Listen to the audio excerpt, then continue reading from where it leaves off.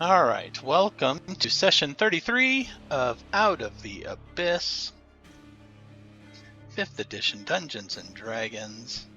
It has been a while. Who remembers what happened last time?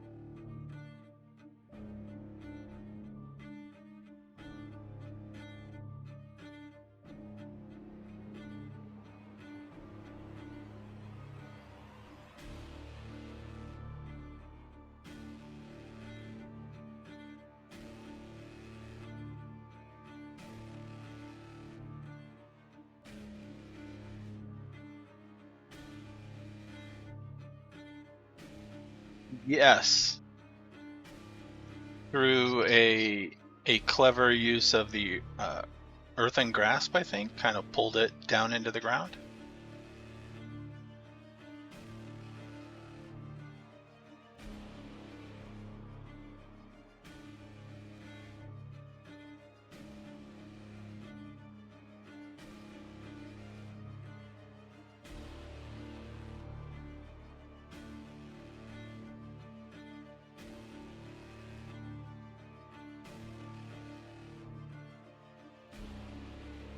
And then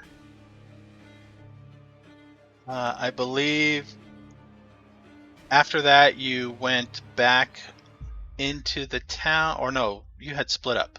So some of you that were still up in the marketplace were investigating the weaponry and found out that one of the people in charge had wandered off, and they could not authorize weapon shipments or anything like that until said person was either recovered or proof of his death was brought back, so that somebody else could then take charge.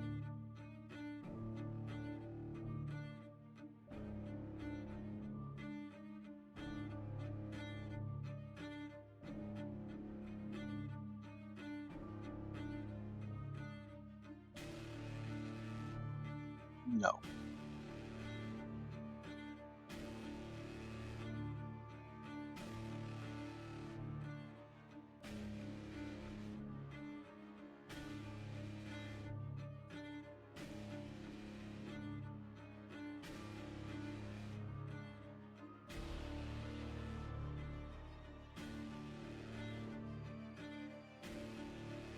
Probably yes.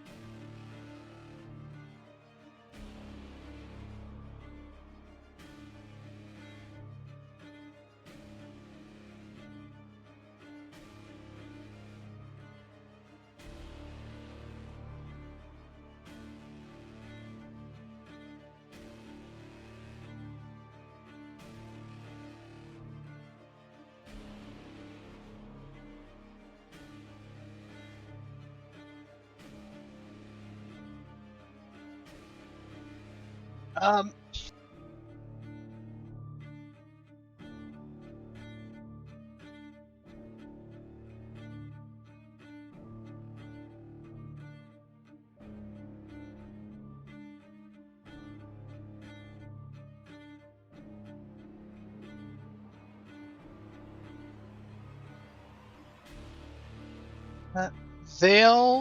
Vale has been in town long enough to know that they are pretty secretive with their trades, and unless you have a way of acquiring the knowledge as well as the appearance, that probably would not work.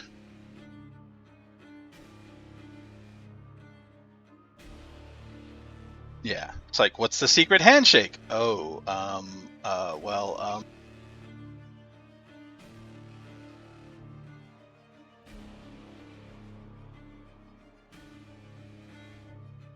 yes. And then they can go invisible a lot also. Another thing that you had found, somebody had looked out, and on the docks, somebody was creating a rather large mural.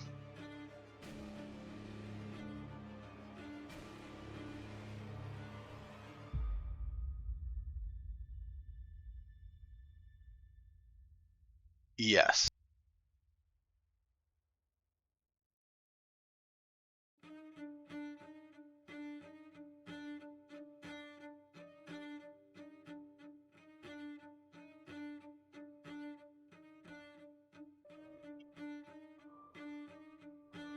It was a spiraling eye with trailing teeth. Nobody recognized it, at least from your group up here. Let's see. Going down below was Zahndohr and who else encountered the Gith?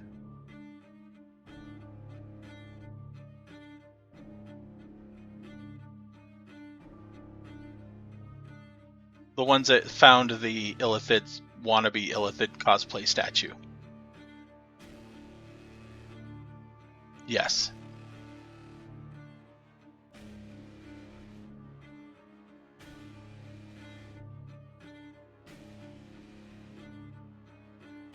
So we can probably cut ahead to you all meeting up again then, probably up here in the bazaar.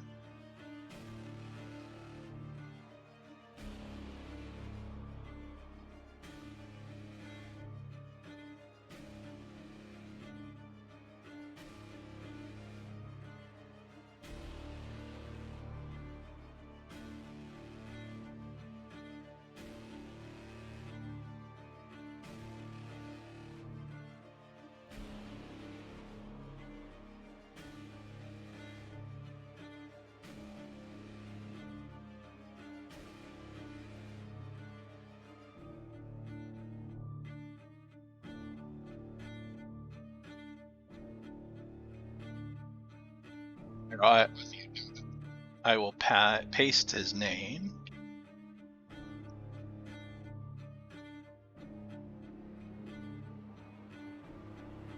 Yes, witnesses say that he followed a ghost made of knives into the lower tunnels.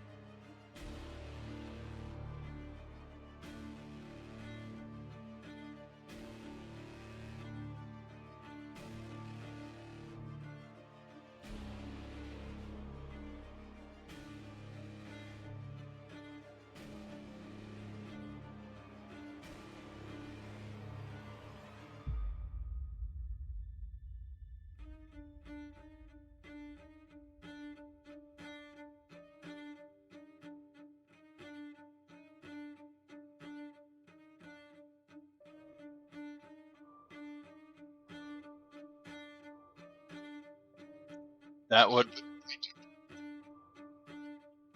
Yes, that would work.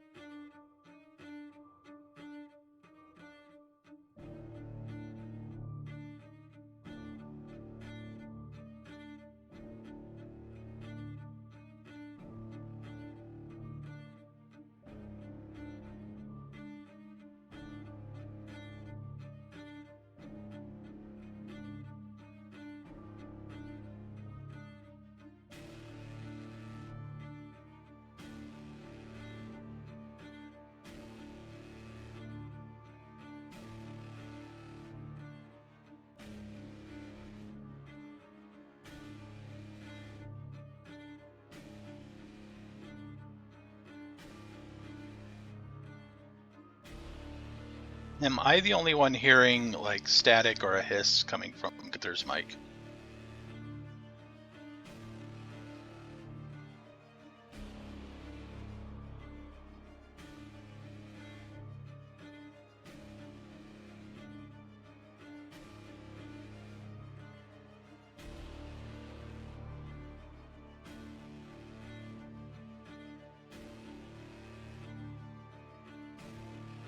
It did. Yeah, it did get better.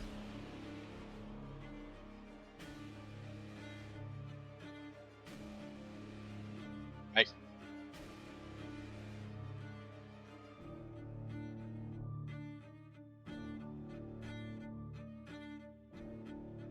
All right, make me a charisma saving throw.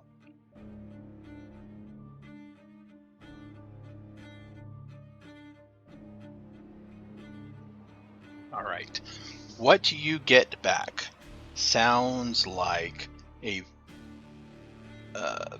maybe about 30 different messages overlapping with a similar voice, out of time sync, and the quality or the supposed age of a voice sounds older on some of them that you hear overlapping, almost like you're getting the same message from person over a range of maybe 40 or 50 years. It is very disconcerting, not natural at all. And the message that you actually receive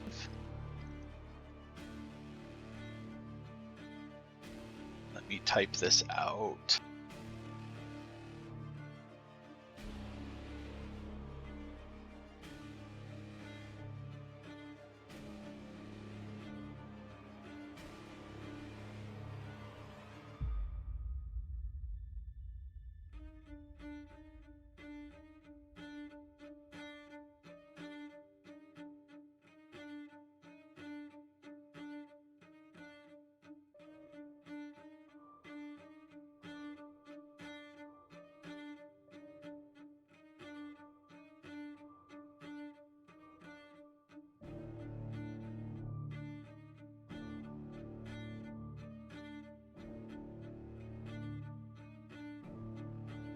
Yes.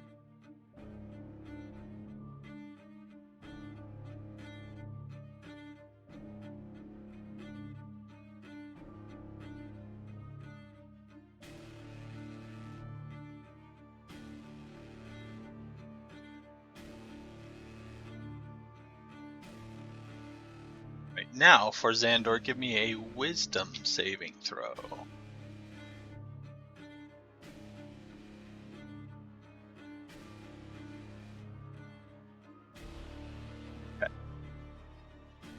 You can parse this out, so you can actually make out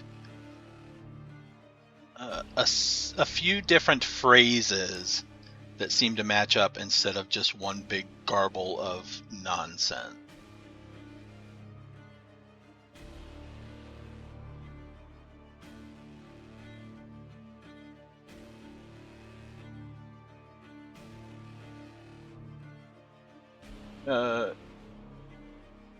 If it's, yeah, I'm just going to paste it in roll 20.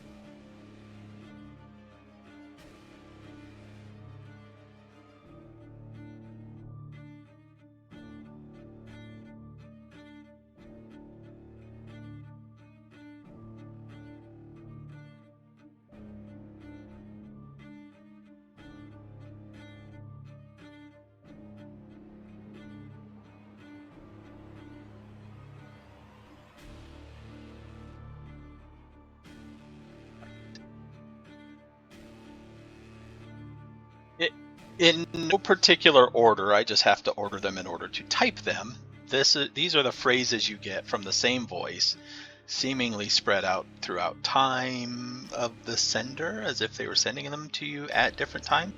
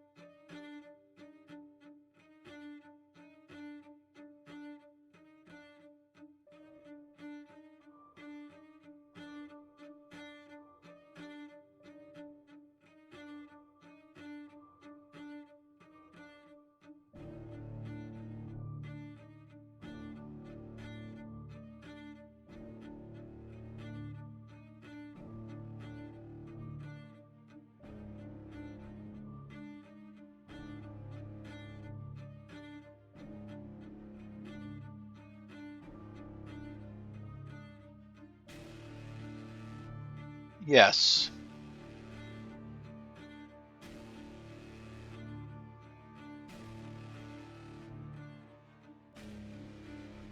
Yeah, it's a pretty low DC.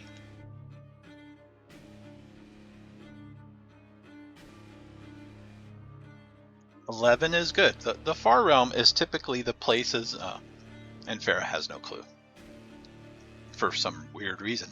But the Far Realm is typically the place where the Aboleths come from, and the Beholders come from, and the Mind Flayers come from, and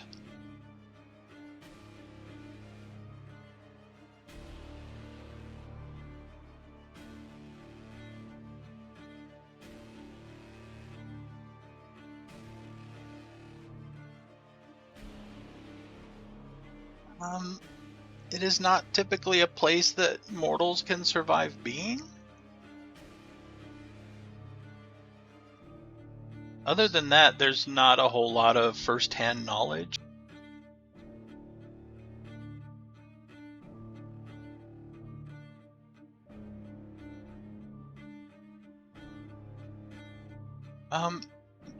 It is beyond the plains.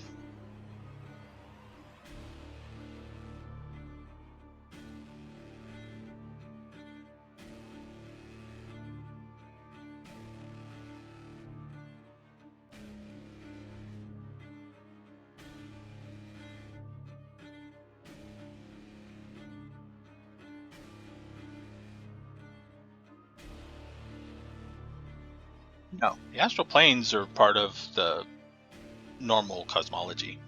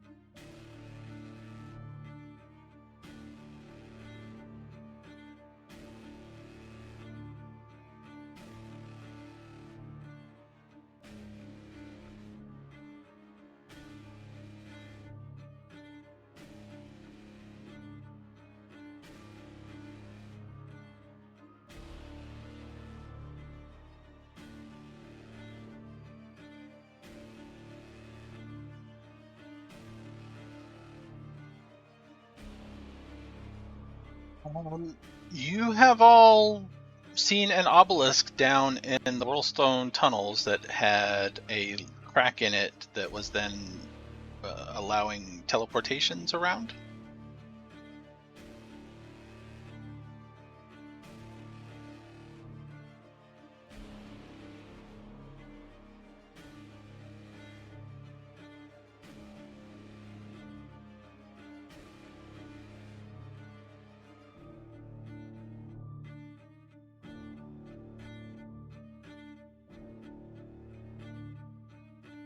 Yes, the last time when you channeled a spell into it, it teleported you there.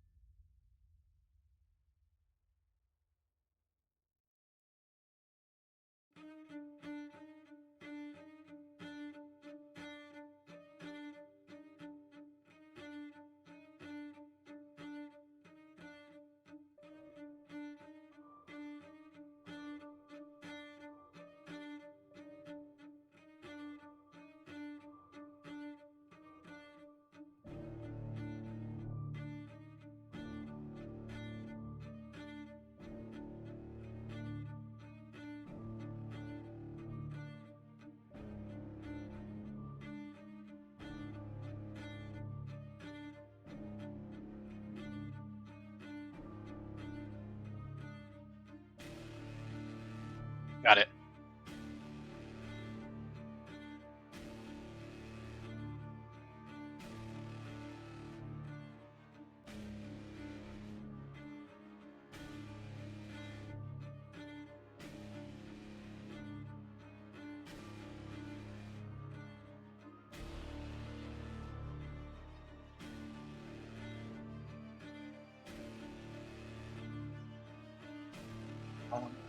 As you are heading through town,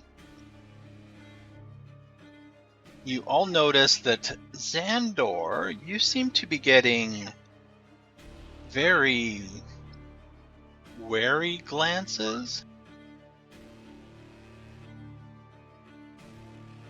And this might seem weird or unexpected until, in a brief glimpse up ahead, you all see Zahndohr, or maybe Zahndohr, an apparition of Zahndohr, in full battle regalia with a sword, fighting off a couple of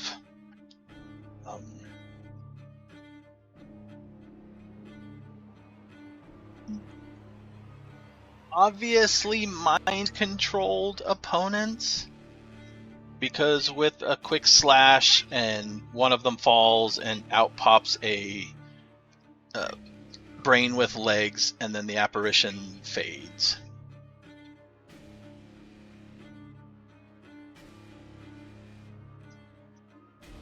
The apparition of the little conflict here fades.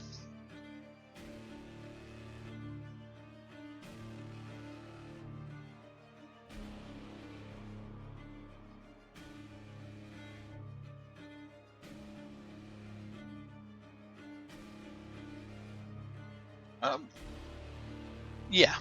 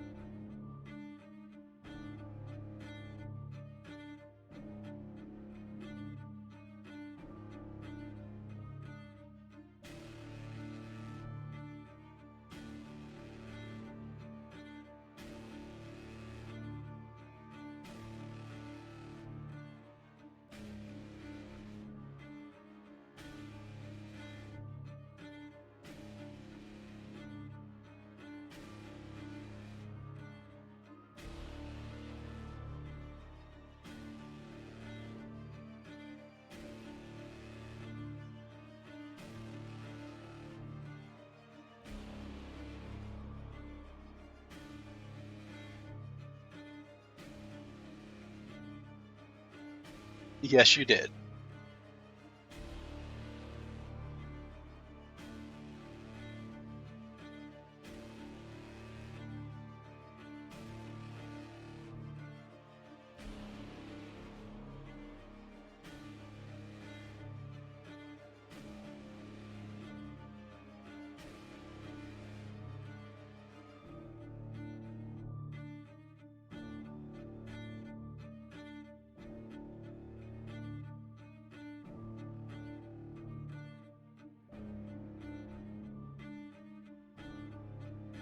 There was one by the docks that went down a tunnel, rather long switchback tunnel that got you to one of those rooms, and then there was one down in the cleft itself, past the Darrow.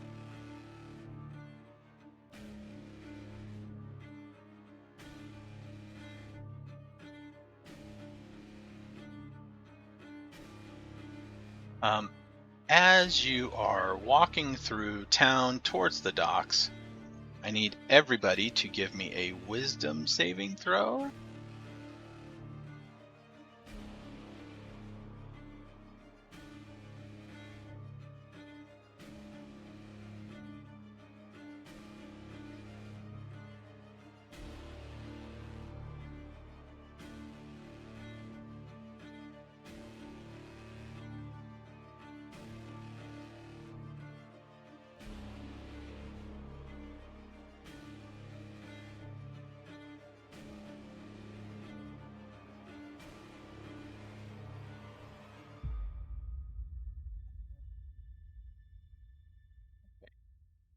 Yeah.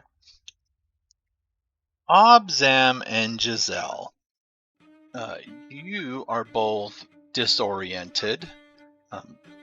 It's going to fade beforehand, but as you are walking through town, it is very disconcerting that the places you are walking, you are seeing flash between the old underground constructions of Gracklstugh, and then momentarily flashing to when it was pristine and just built, and then flashing to a point where entropy and decay has pretty much crumbled it, and it's barely on the verge of still standing. And it just seems to flicker at random between these states. Sometimes you can glance at something and watch it decay and crumble, and then it'll flash to brand new, and then to destroyed, and then to how it is now. And the other three see this. It's just not as disorienting to you. Yes, but possibly the more mystical or divine natures of your backgrounds seem to hold it off, at least the disorientation.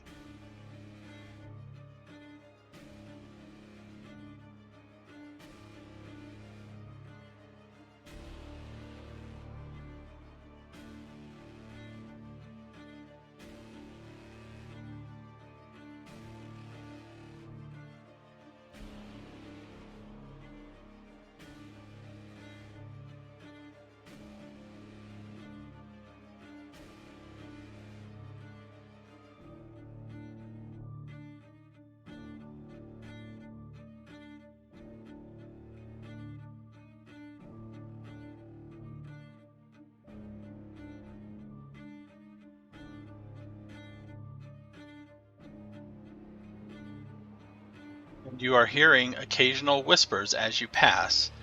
The ghost of knives. That's the ghost of knives.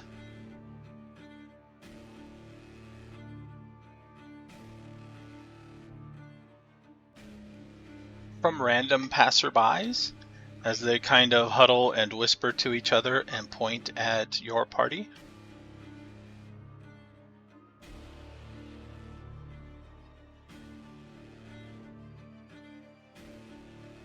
Yeah, they're pointing at Zahndohr.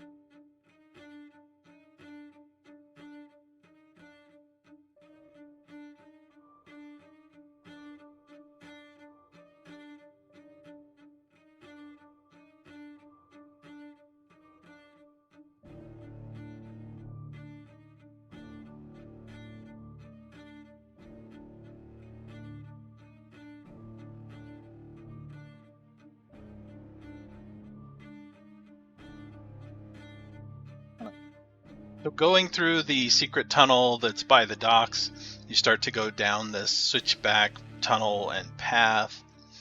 And as you are traveling along it, you get this strange sensation that gravity is flipping and you are starting to walk on the sides of the cavern and then the ceiling of the cavern, and then it blinks and nope, you're walking on the floor of the cavern.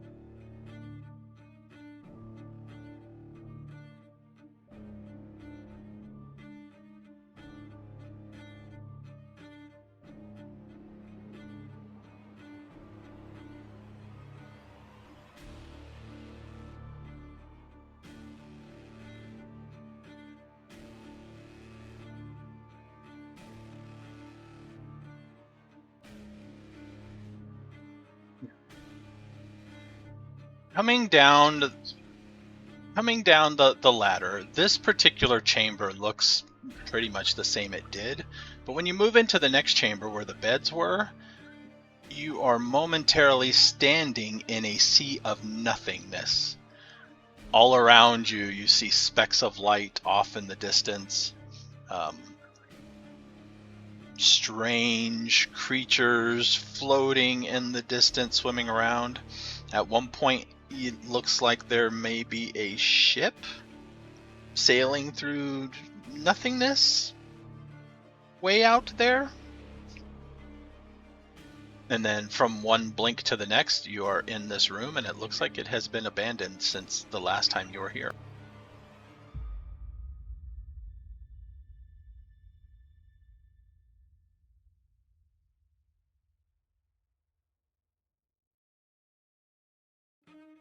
That's astral.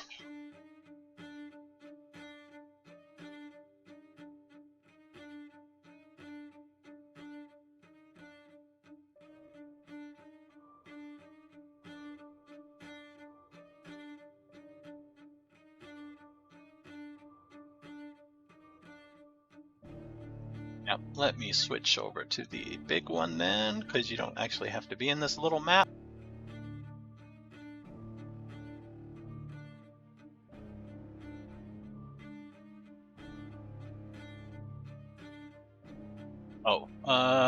We will say that Glabagul had been traveling with you too. He is here.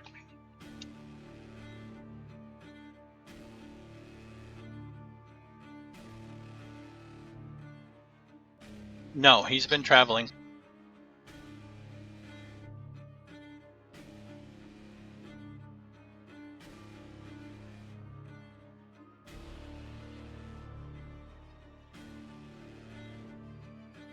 And through minor questioning, if you feel so inclined, Glabagul does not seem to be picking up on any of this.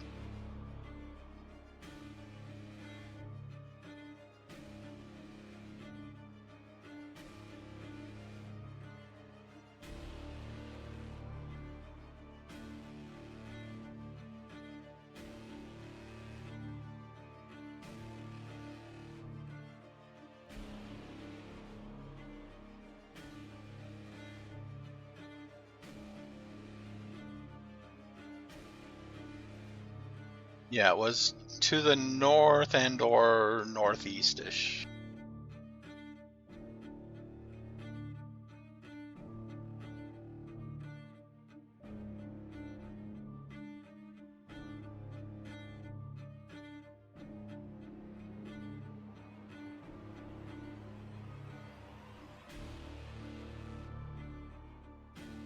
No, the mushrooms are not there.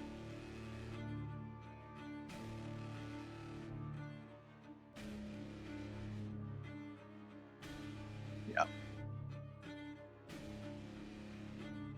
How much of this can you see?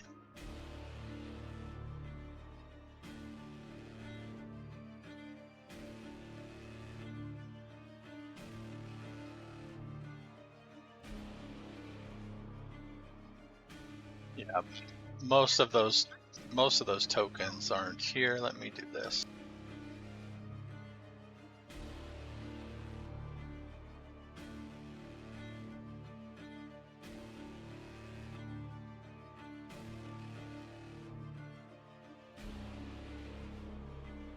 You have explored most of this map. I removed dynamic lighting. So you probably should be able to see everything.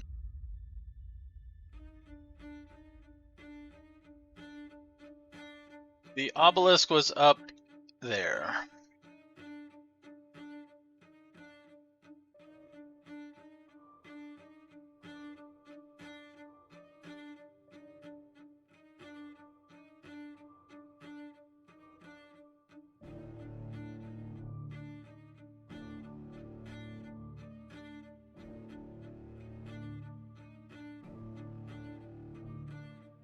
That would be a mushroom field, but now it is mostly decayed. Yep.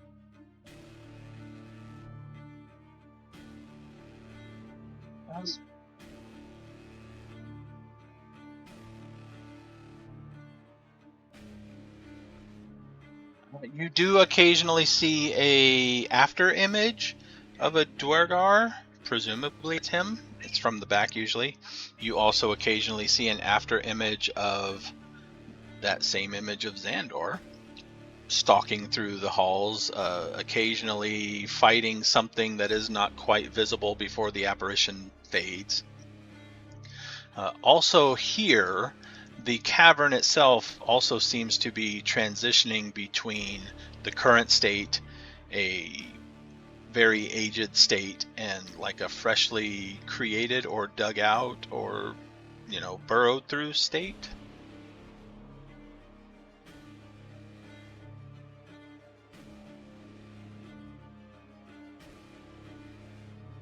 Yeah.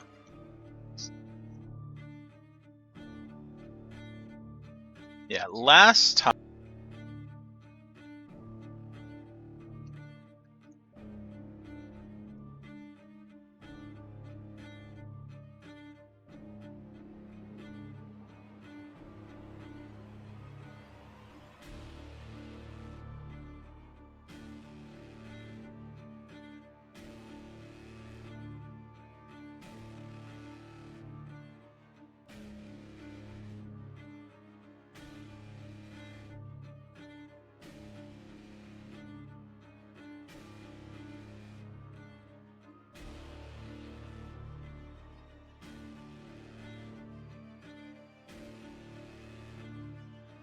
When you get to right by the doors, the doors were large planks of zirkwood, reinforced and heavy, but now they are both shattered and hanging off their hinges, so it's wide open.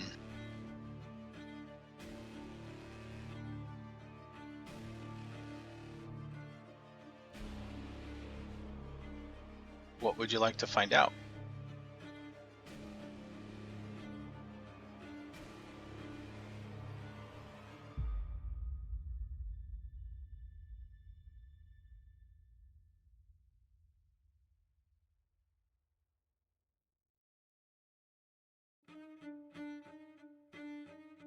Yeah, roll investigation.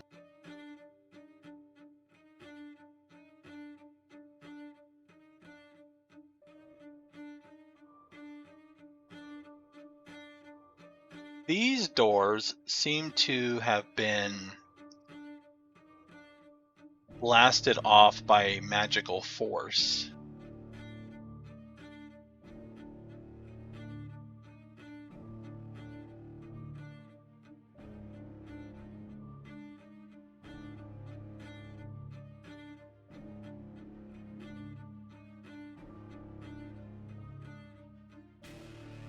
No, force itself.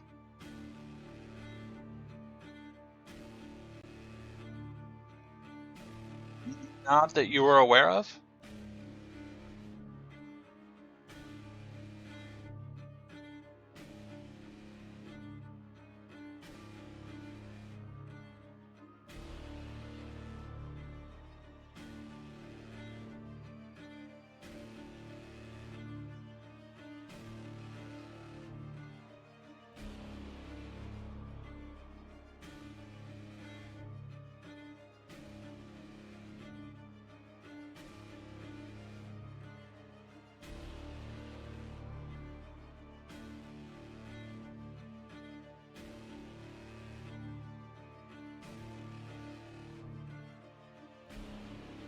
So as you circle around,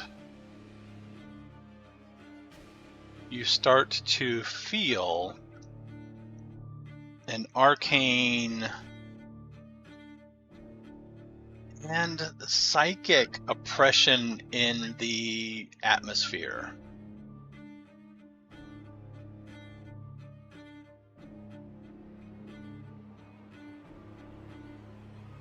And when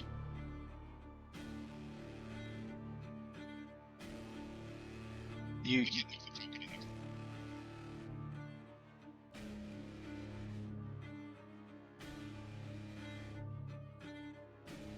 that is weird.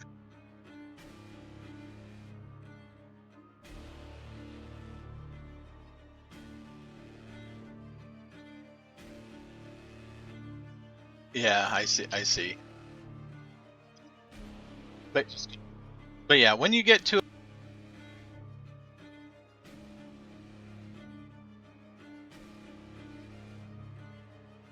past the bend,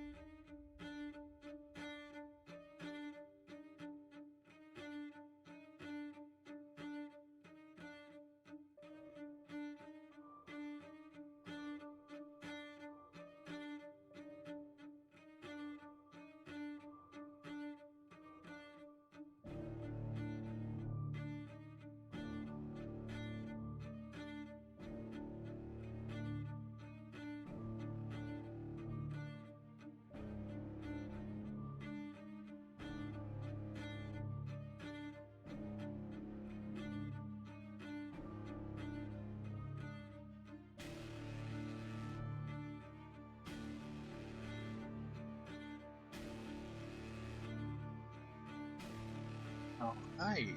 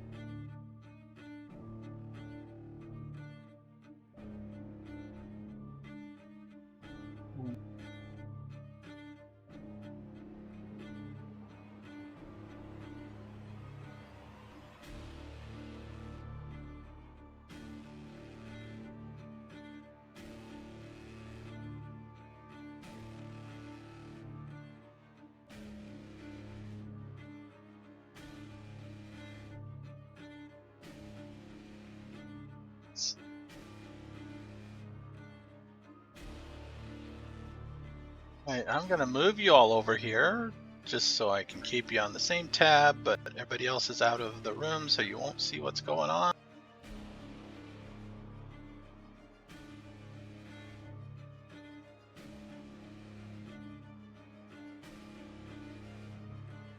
Oh, you can see through his token, right? I think I have that set. So Obzam, when you fly in there, you see, I don't know if you can see the color of light from different places.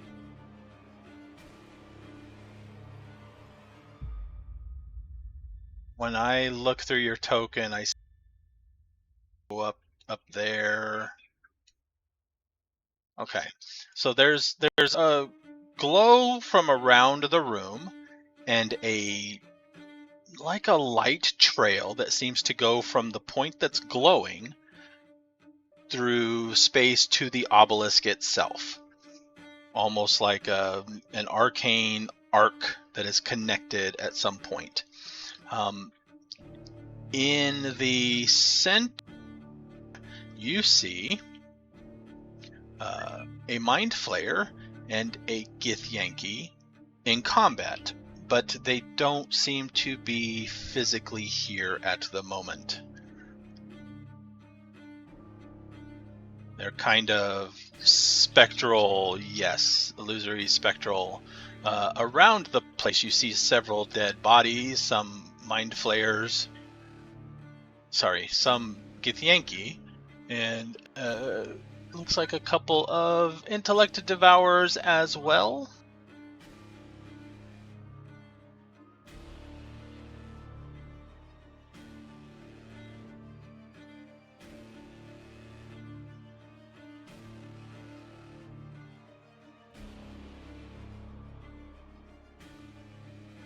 Let's see here.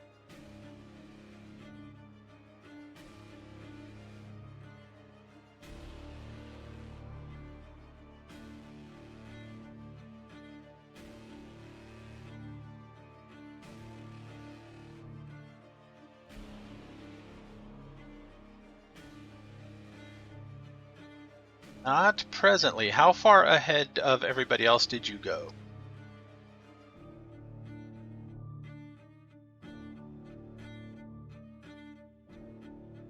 So 2 turns away?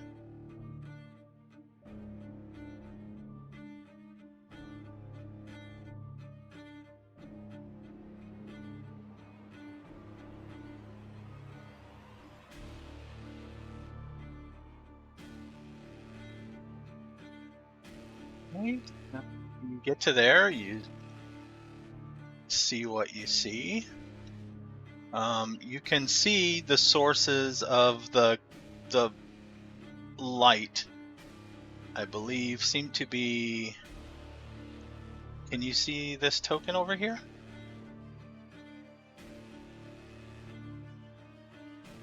Yes.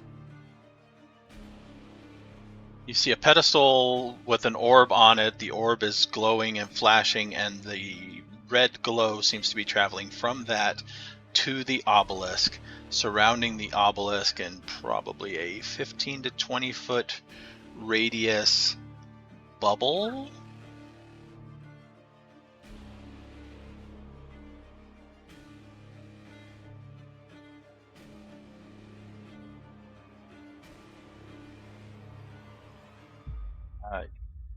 You can only get up to the outer perimeter of that bubble, and it seems to be physically there.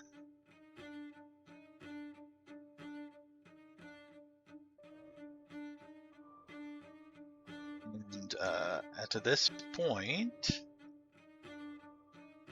I need everybody to roll initiative.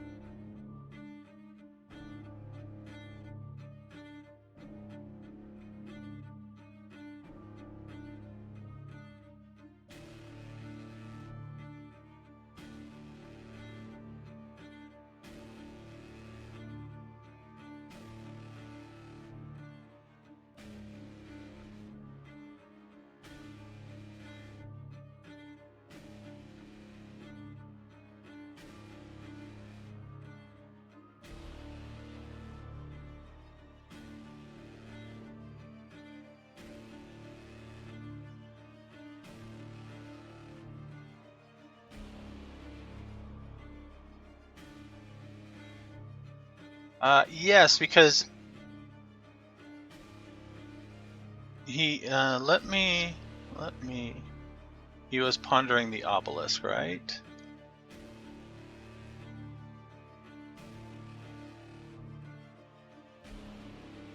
Okay, so which orb do you want to go to examine? All right. That one you can actually get closer to examine it. It seems like there is a surge of power. It's hard to without spending more time on it.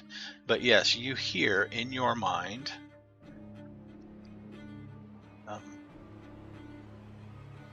Let's see here.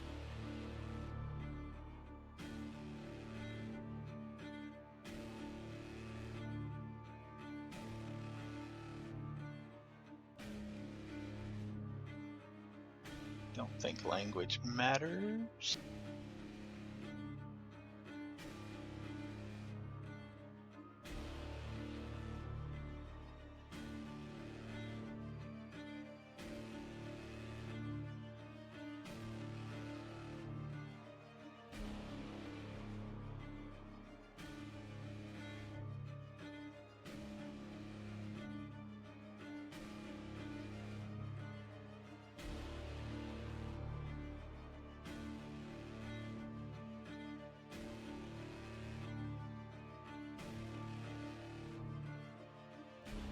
Yeah.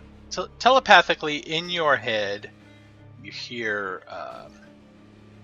"No, we are not ready yet. Take care of them."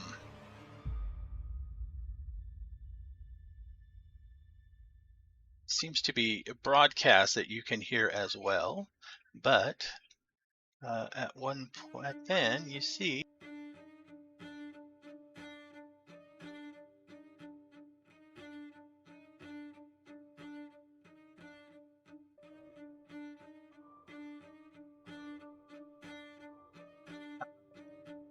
Kind of a spectral apparition detaches itself from the obelisk. It is a spectral apparition of a Githyanki. But as it moves, as it detaches from it, it seems to become semi-corporeal.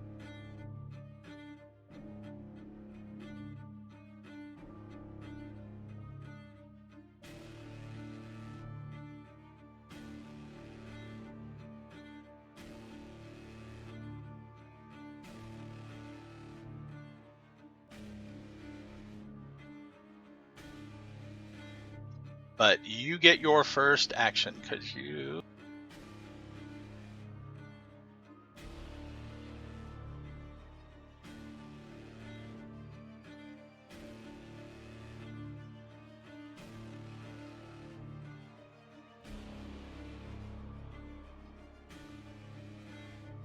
At a quick glance, no.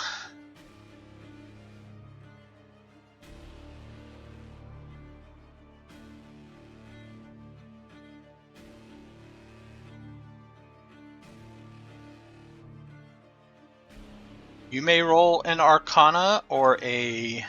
What's the other one?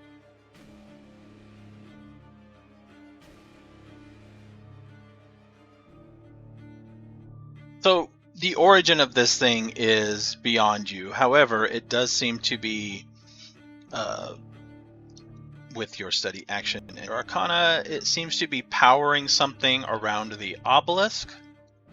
It is possibly destroyable, but also possibly you may influence it and attempt to subvert it or redirect it, perhaps.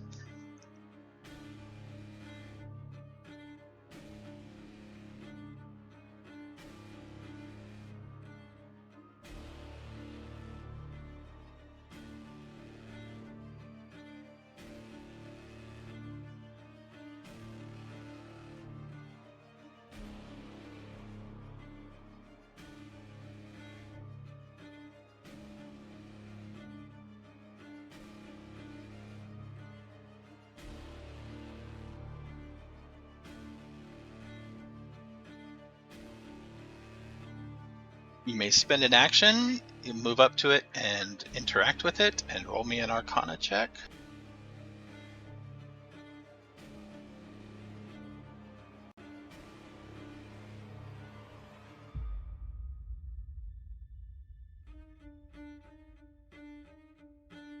To 19.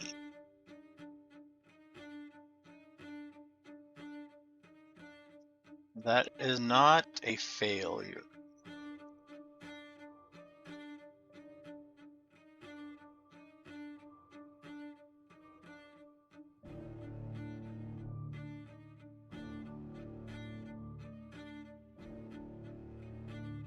All right,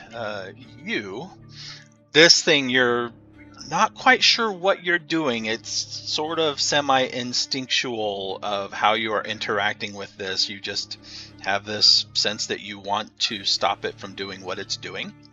So you're like channeling a little bit of energy into it and trying to tweak it and control it, and it flashes semi-uncontrolled or controlled, perhaps, pulses that seem to, after a moment, match your effort. And the glow briefly goes from the obelisk to you and surrounds you. And you get one of these choices. You may immediately regain one expended spell slot of first or second level, or you get the sense that if you directed it in a different way, you could, as a bonus action, teleport up to 15 feet in an unoccupied space you can see, or you can, on your next attack roll, saving throw, or ability check, gain advantage.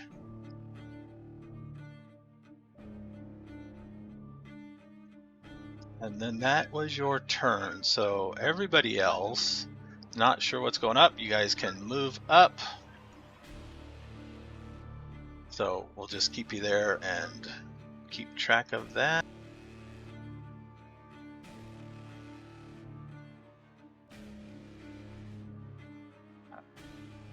No, he seems to be wanting to come after you. He is shouting in Gith, probably, a battle cry of some sort. And because he is changing ledges, he is not able to get up to you entirely.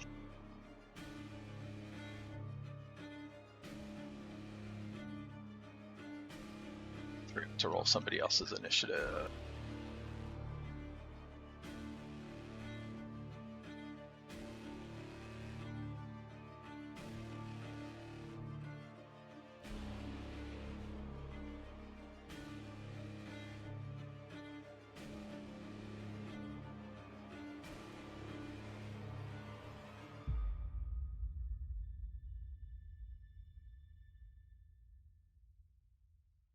Yes.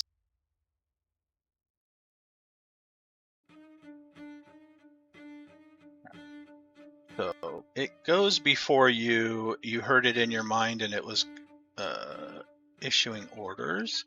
So as we get back around to it,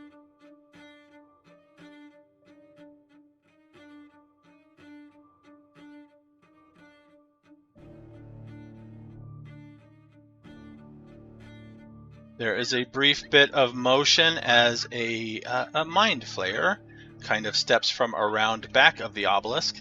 Most of his attention is on the obelisk. He seems to be waving his fingers, and his tentacles are writhing in a strange pattern.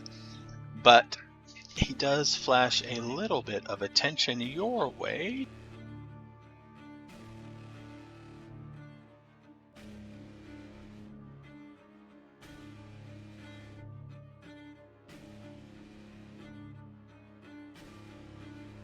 No.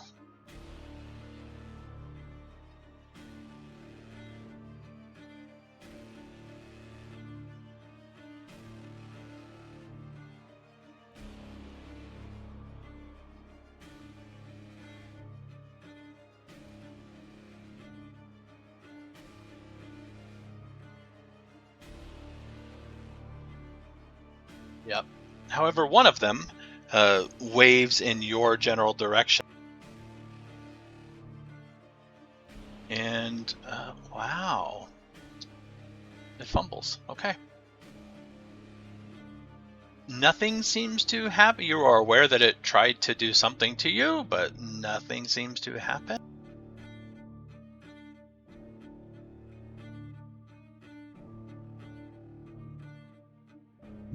You all will be here on round 3, so one more turn here with Obzam, and this Githyanki.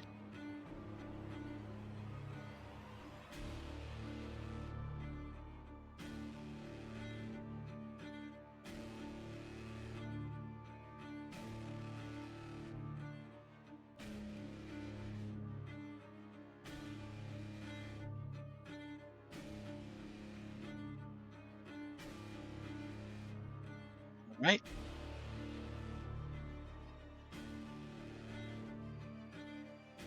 Right. You fly over there, and you attempt to mess with that one as well, but you have a feeling, or at least you will get this feeling after this happens, that since you have messed with one of the orbs, you are prevented from messing with other orbs. As you take 1 point of psychic backlash from attempting to mess with this orb.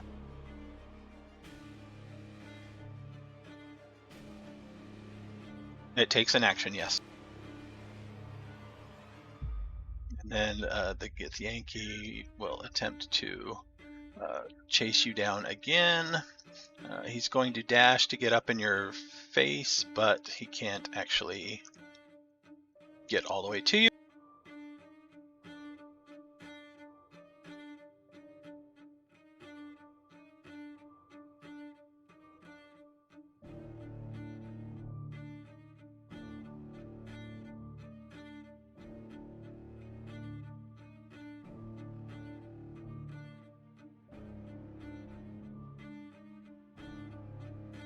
Glabagool will be 1 turn behind everybody.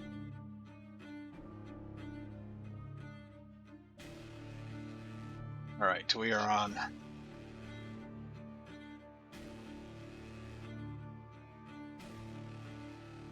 start of round 3.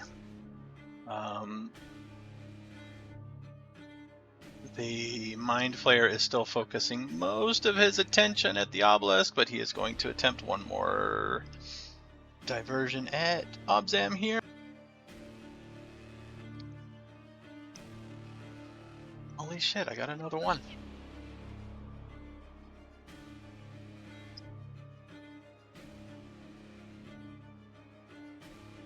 Okay. I rolled again and it's not broken. I did get another result, but that's just wow. Yeah. Obzam, it is your turn.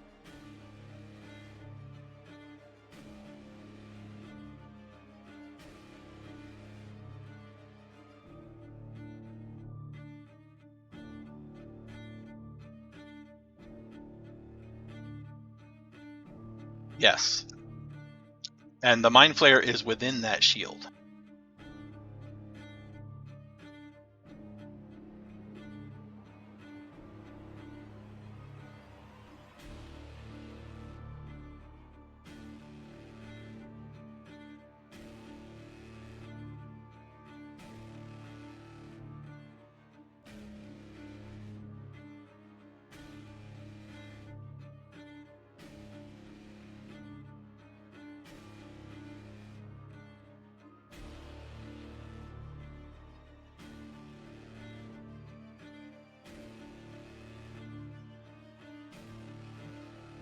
You can attempt to break it. You haven't tried that.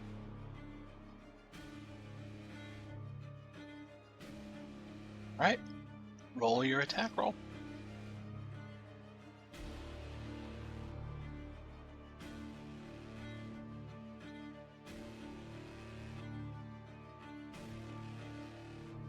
You would need to use physical.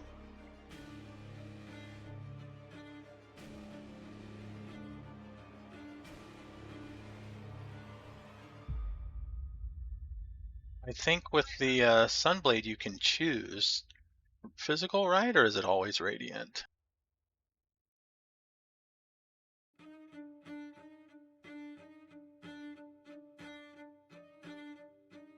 It is fixed in place. Trying to physically manipulate it seems to be brushing you off.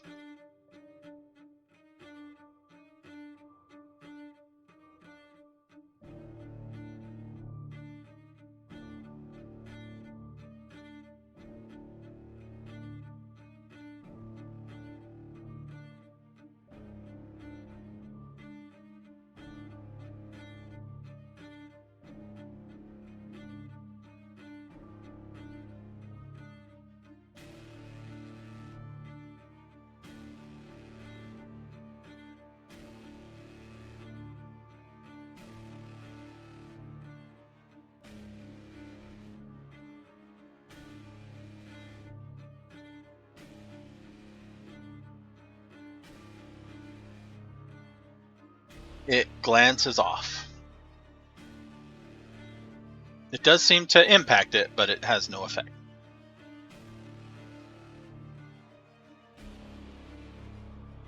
Correct. Well, you missed its AC. You did hit it, you just didn't affect it. It's not like it dodged out of the way. You don't seem to be hitting it in the right spot or hard enough or something.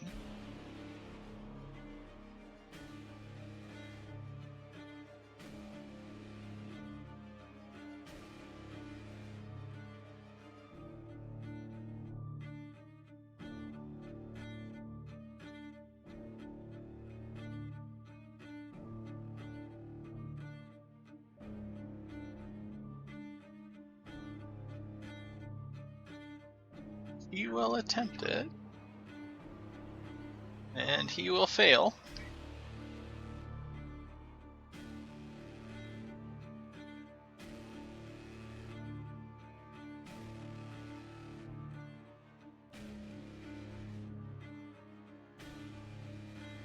Yes, this one here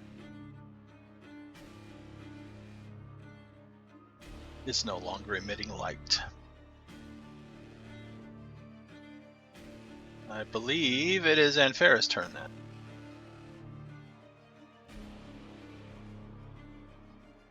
Oops.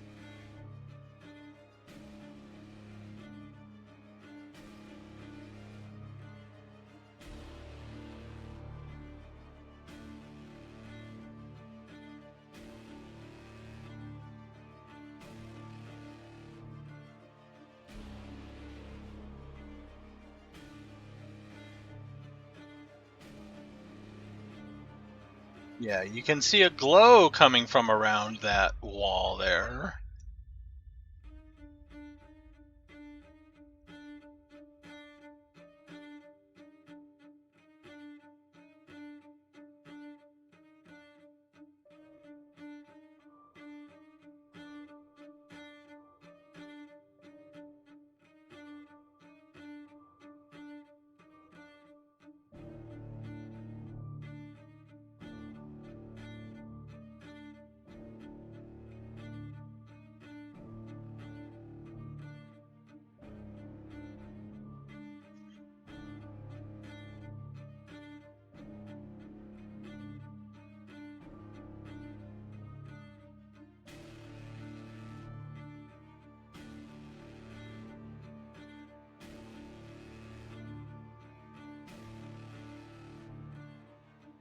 And these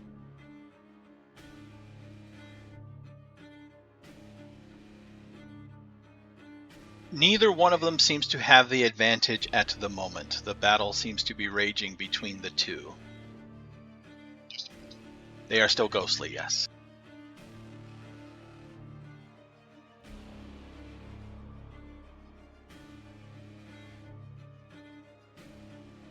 Zahndohr, you are up.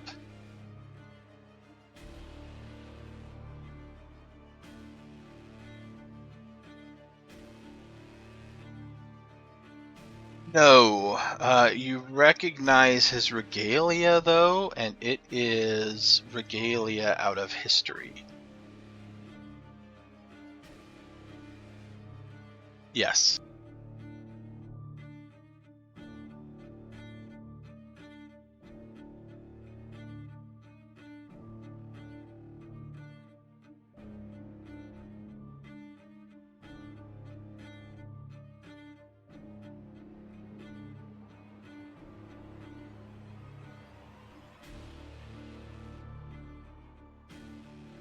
Yeah.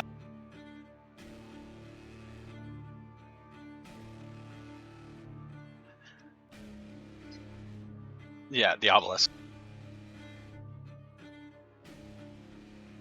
Yes. They seem to be reliving a past battle or something.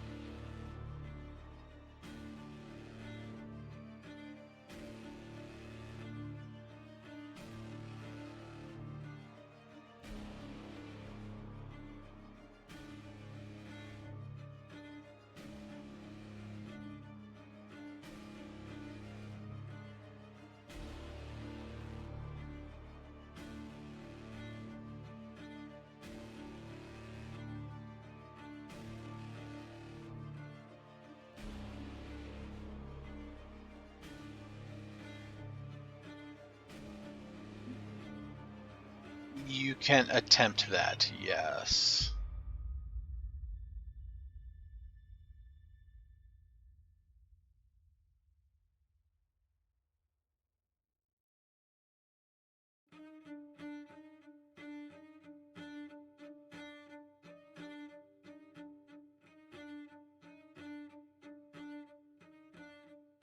Let me see. An ongoing spell or level 3 or lower.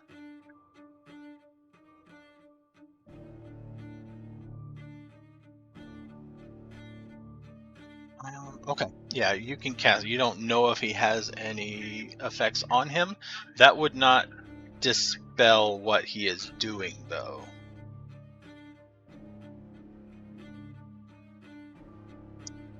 Counterspell would probably be more appropriate.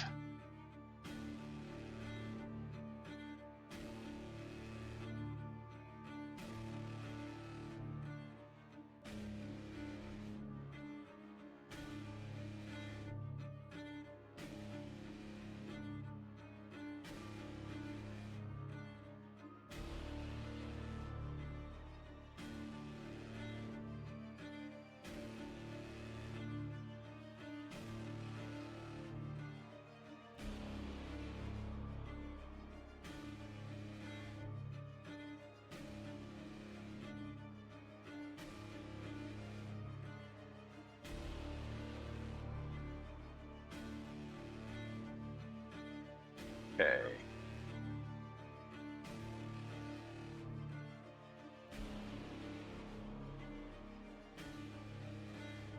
As you cast Counterspell, there is a surge of light from the orbs, and if I roll a 1 to 25 here, you will affect him.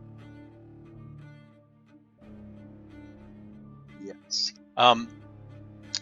This is a weird temporal loop. The bubble around the obelisk seems to solidify momentarily, and you find yourself countering your own counter spell somehow.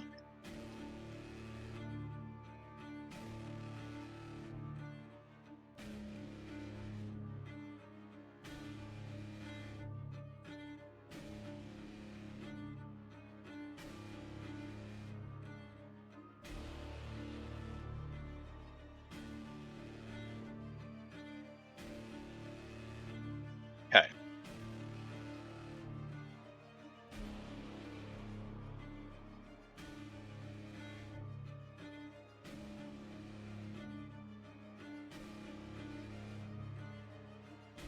I think a lot of people think the same thing. Are you done?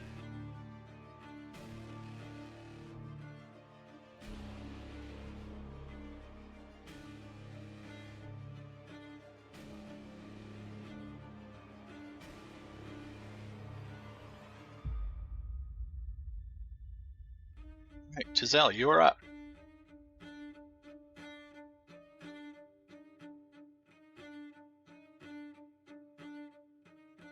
Okay.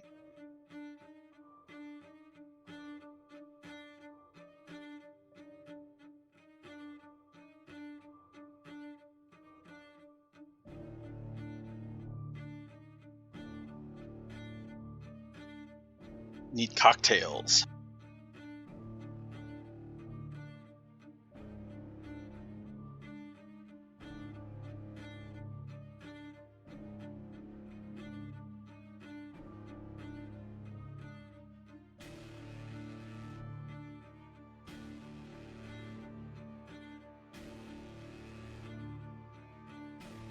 It's either a 4x4 or an 8x8. Sorry, a 2x2 or a 4x4.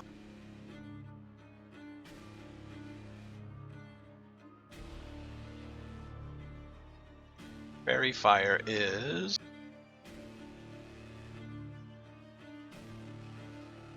Yep, 20-foot cube. 4x4x4.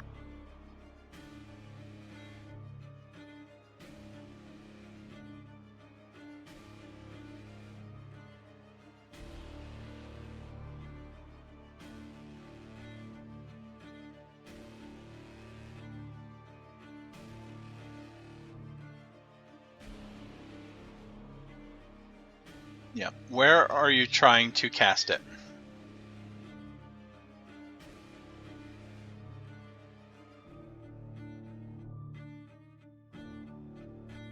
They are ethereal.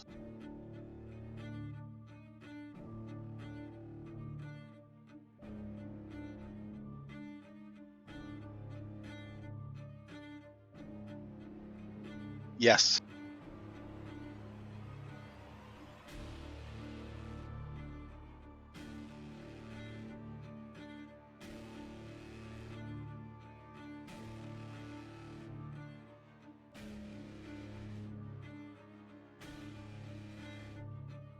Yeah. To see the Mind Flayer, you kind of have to be north of that line or west of that line, pretty much, to see him directly. Actually, no, you could see... We'll say you could see past part of the pillar, so...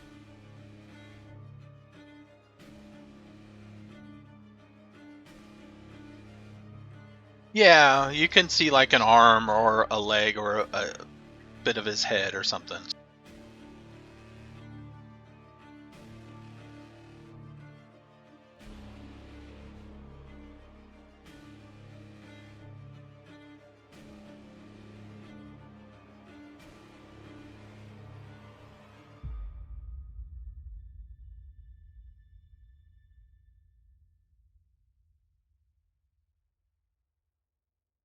Yeah.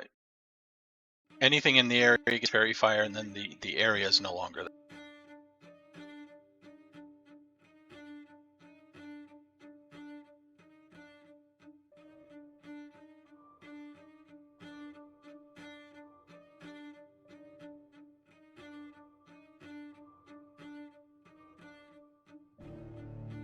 You can move that square around.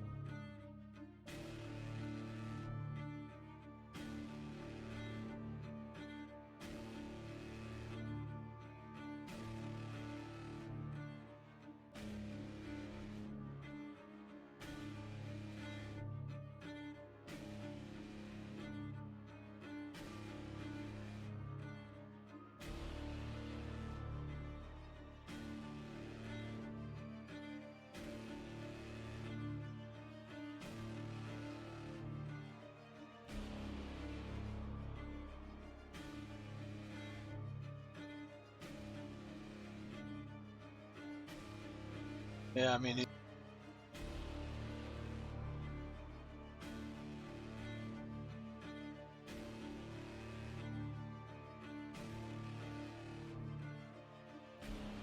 Yeah, I had to put a new square out there.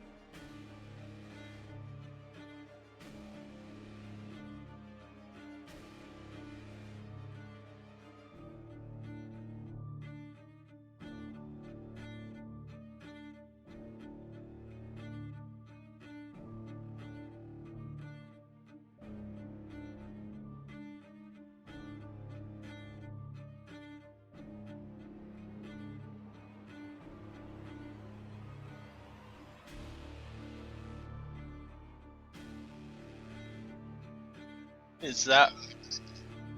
That's what you were trying to do, huh?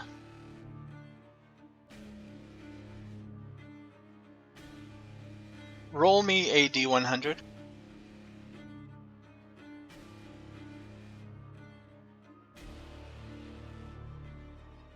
Alright, there is a flash of light around the obelisk, and you find yourself and Gunther and, well, Glabical's not there yet, both covered in fairy fire.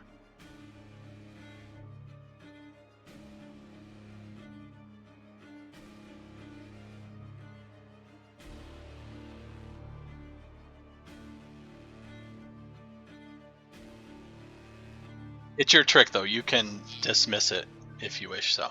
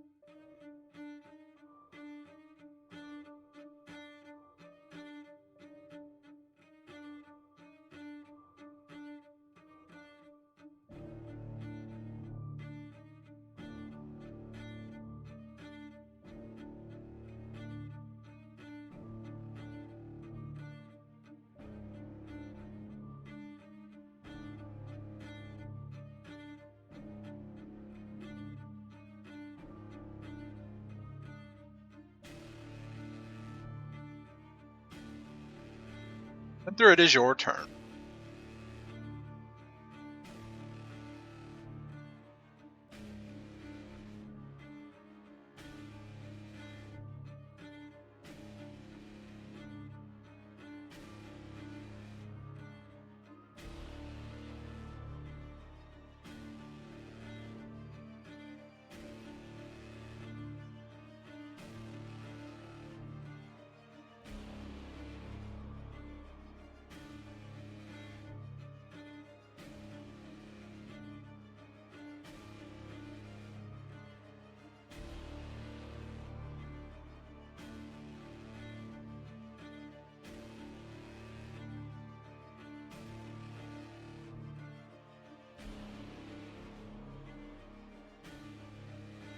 They were manning the supplies last we checked.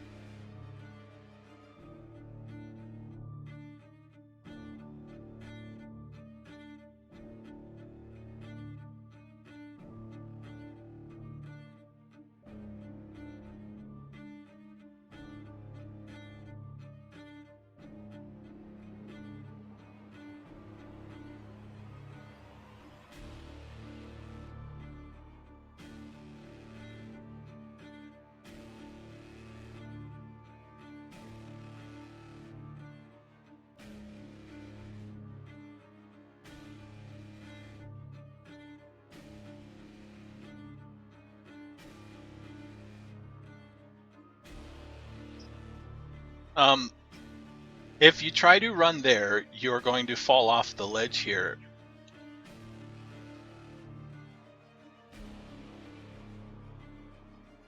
Each of these ledges is 10 feet. Yeah, you can run around, but you can't get the full distance if you run around.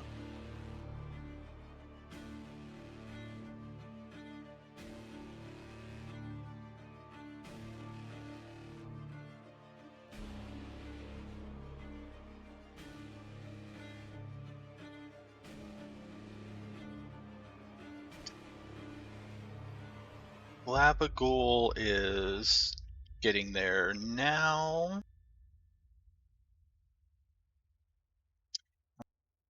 we are on round 4, so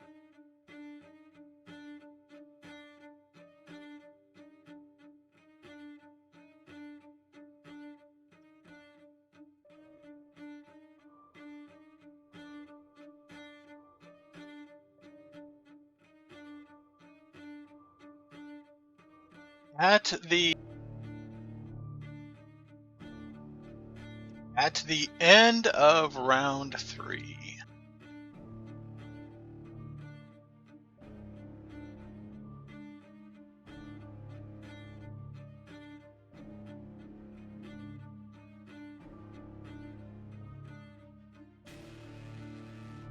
description error, hold on.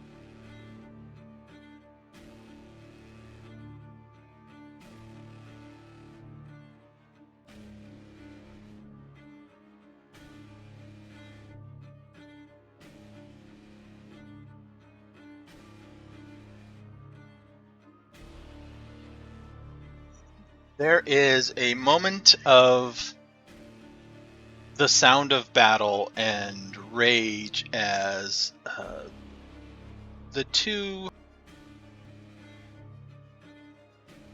of the obelisk there both seem to reach a point of victory or mutual destruction. The Mind Flayer has wrapped its tentacles around the face of the Githyanki, and at the moment the Githyanki goes limp from having its brain sucked, its silver sword plunges in through the chest of the Mind Flayer and up out through its skull. And who is within 20 feet of an obelisk, of an orb? At this point, let's see here. Yeah, there is a temporal scream as the ancient time that these two in battle were locked into crashes into your time as well. The orbs all shatter. So Obzam and Anfera are the only two adjacent to them.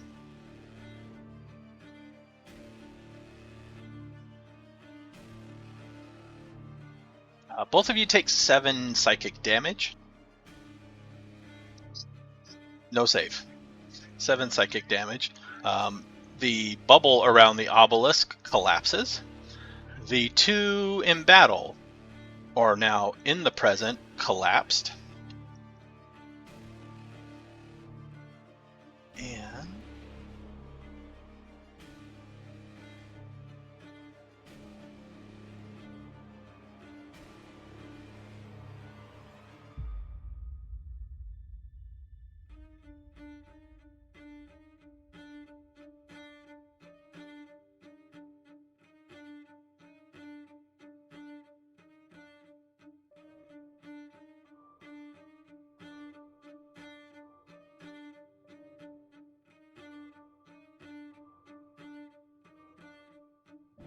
Zahndohr, you hear in your mind.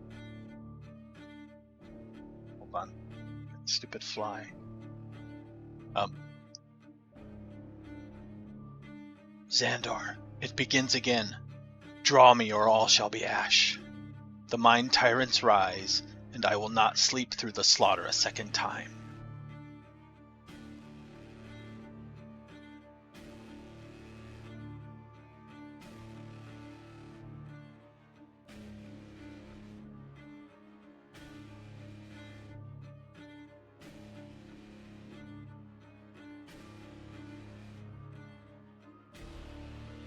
And at that, now it is the Mind Flayer's turn. There is this telepathic scream of rage and determination now, as its plans have since been interrupted. And it stalks around the obelisk there and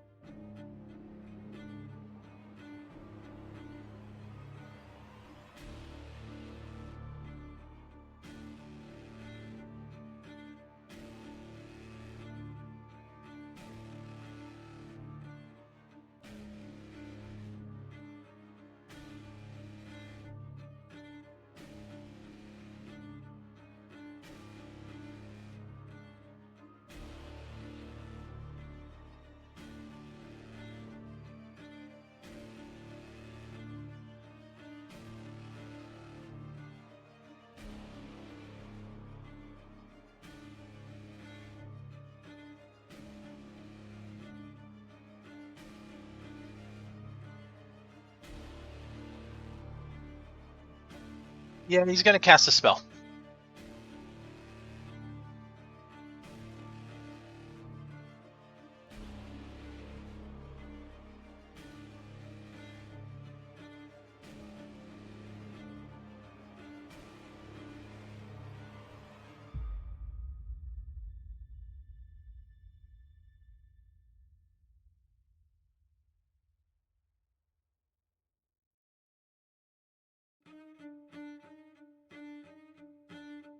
It's all magic.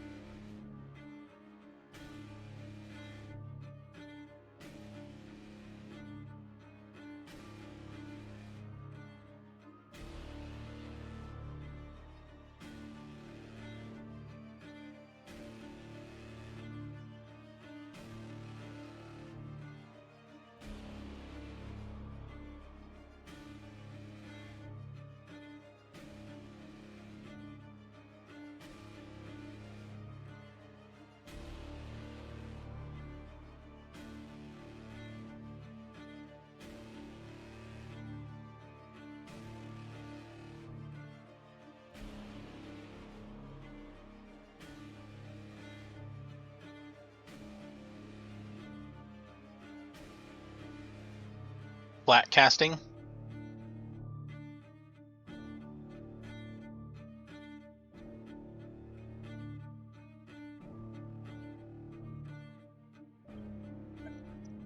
And he gets to roll this straight.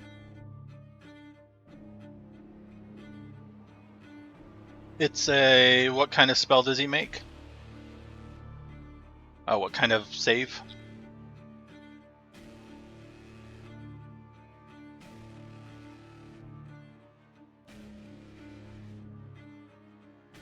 Constitution saving throw. That is not his good saving throw. Okay. He rolls a 5.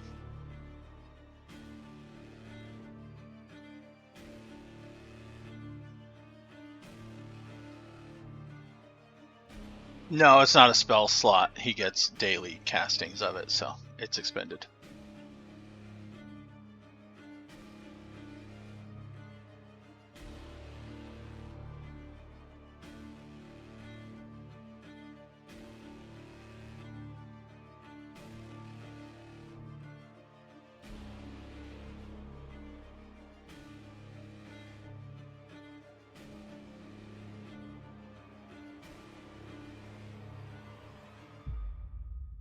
Okay. Also, now that it is your turn, something strange. All of you feel this momentary surge of power.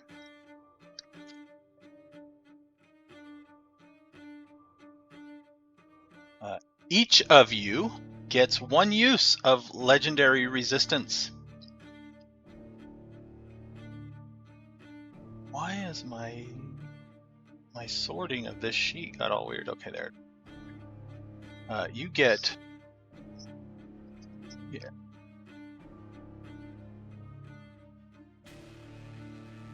Yep, and where is this here?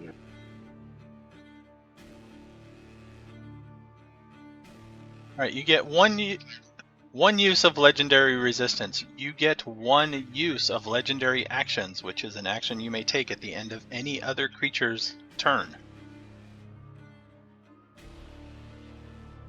You also...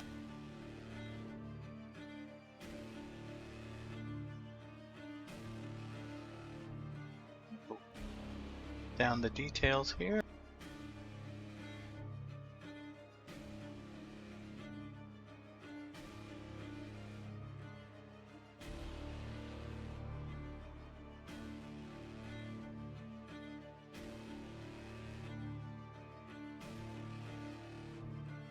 The legendary action you get is an action you can normally take, so a magic action or an attack action or whatever.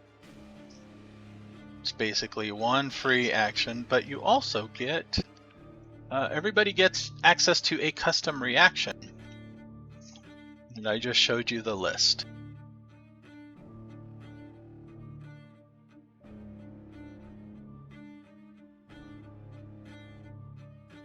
It's an action, you can use it to however you wish, but you only get one of those legendary actions. Yes, the orbs all exploded, they are gone. Also, now, something else is happening too.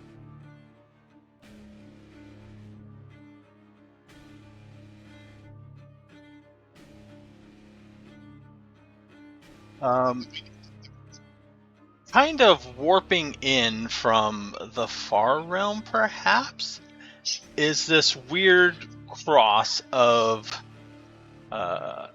far realm, demonic, tainted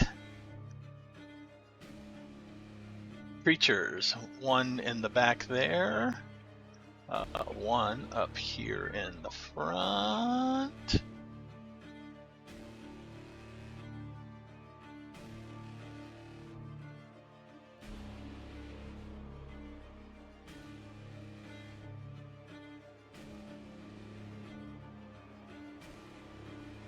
I need to roll initiative for them all.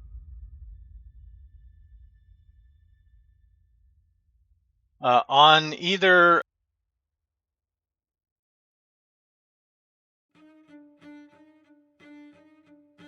on fire.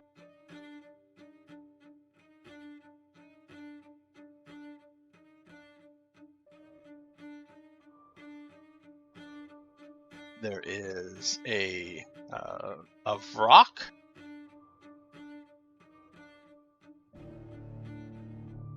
Tainted as well.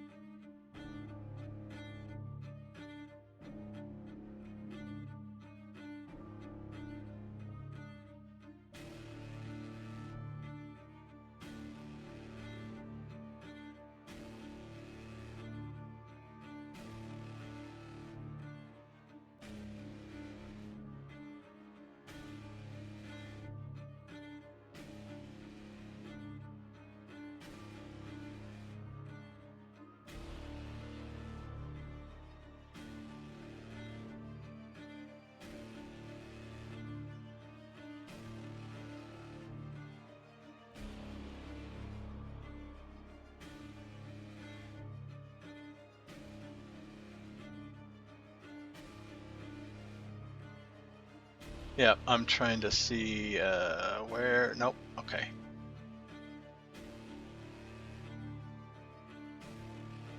How do these skeletons go next?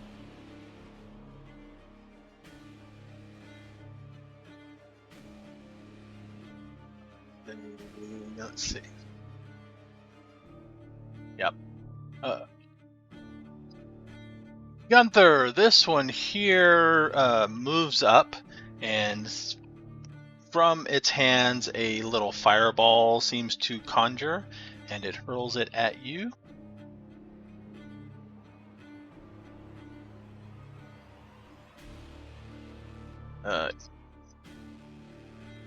Yes.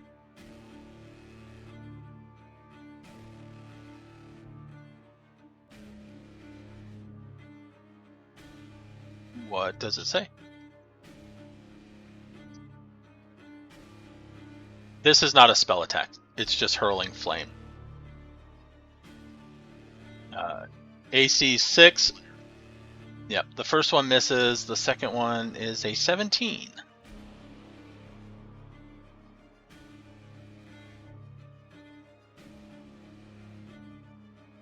All right. Right.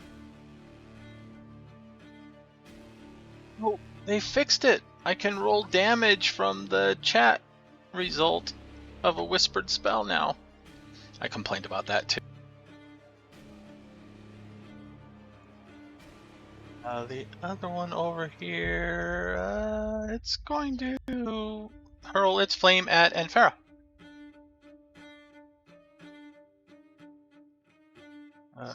7 and 11. They miss. Alright, Obzam, it is your turn.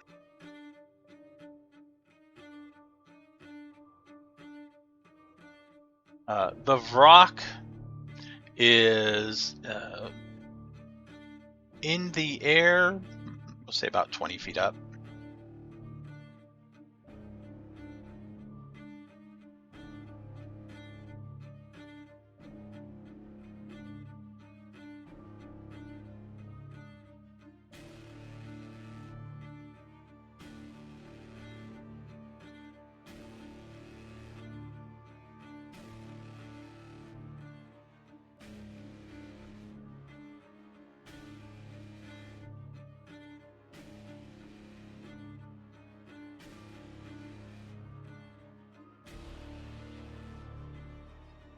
Hold on.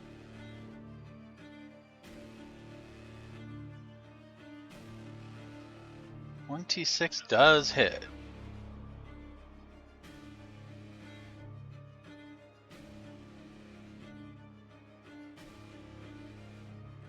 The second one is not going to hit because he cast shield.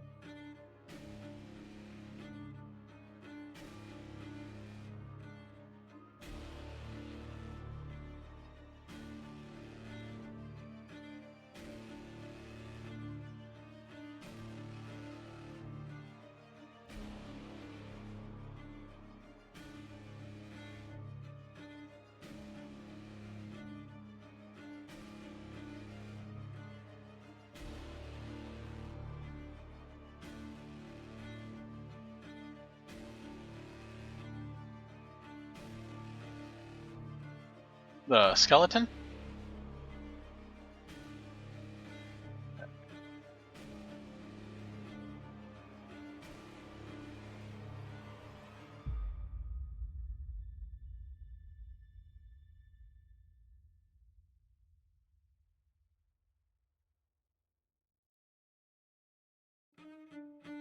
DC 15 dex.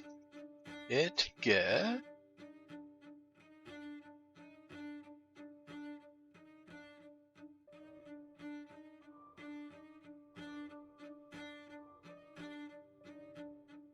gets a 22.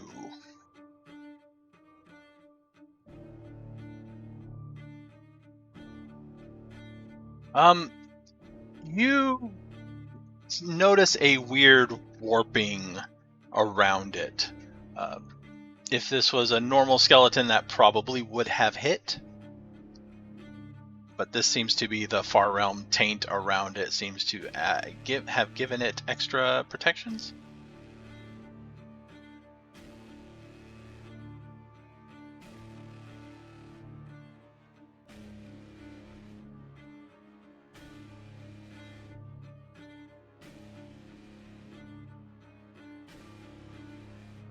Next is the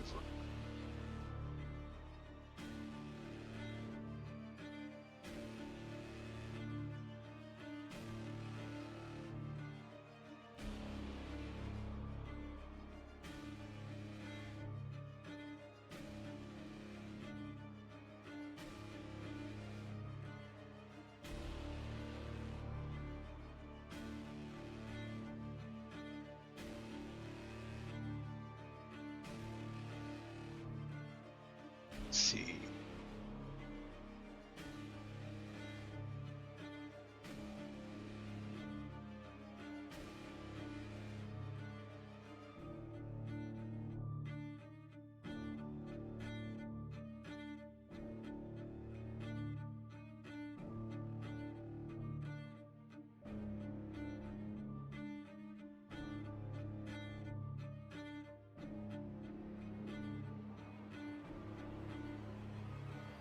The Vrock is flying over, yes.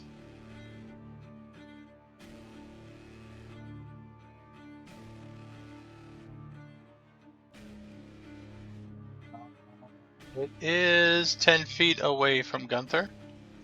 It is 15 feet away from Zahndohr, 15 feet away from you, and 10 feet away from Obzam. I need the four of you to make me a Constitution saving throw as this Vrock screeches.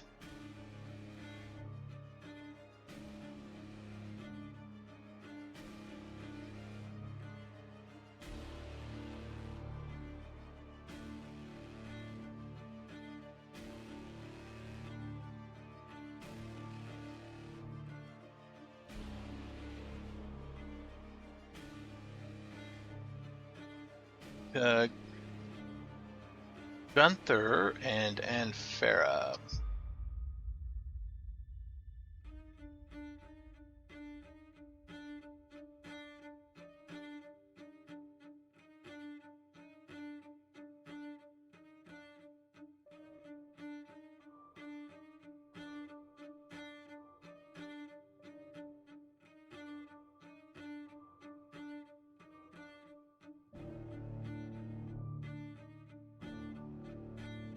You've encountered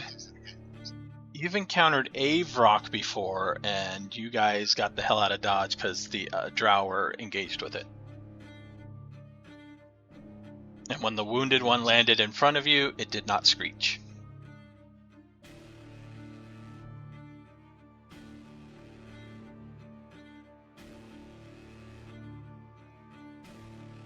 Gunther, are you taking... Okay. All right. Both of you take thunder damage.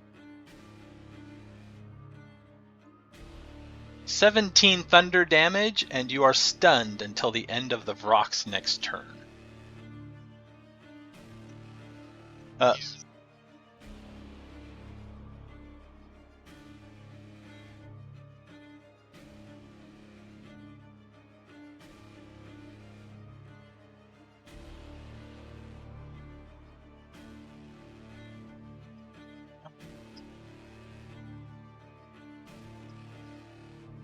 Right, the ward stops the damage, so you do not take the stunned effect. Temporary hit points are damaging you, so you would take it if you were down to temporary hit points, but the ward itself does block it. And being stunned has changed a little bit.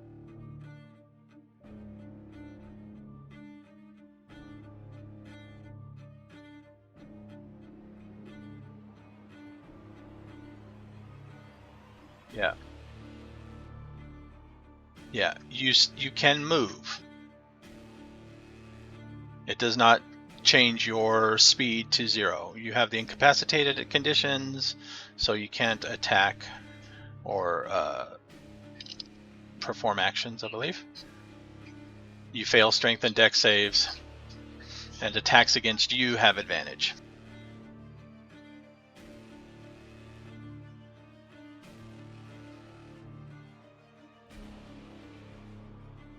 All right.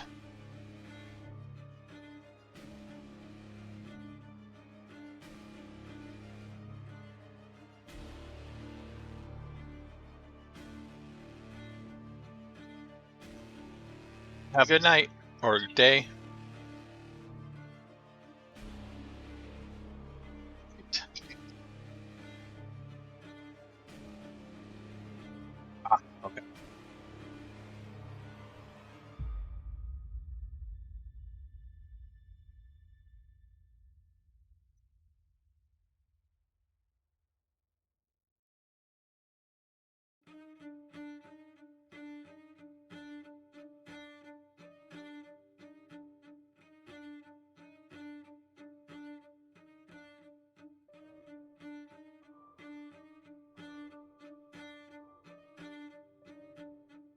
Zahndohr, you are up.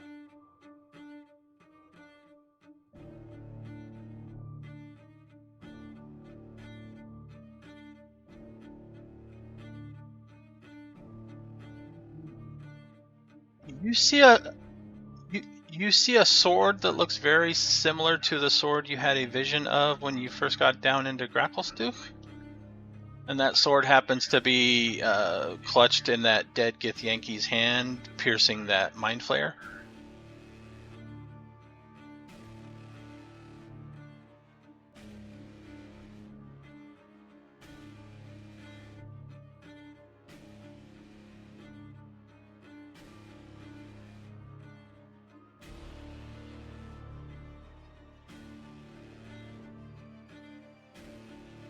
The rock is 40 feet high, so chances are if you're walking it won't opportunity attack you.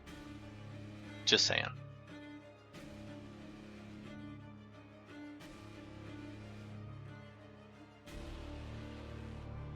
Okay.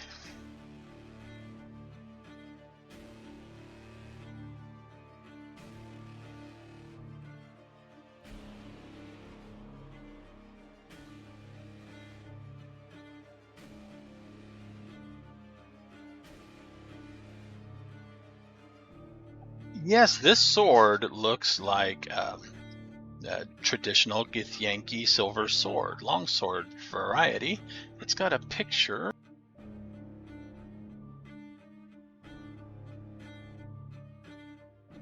I think here, let me see.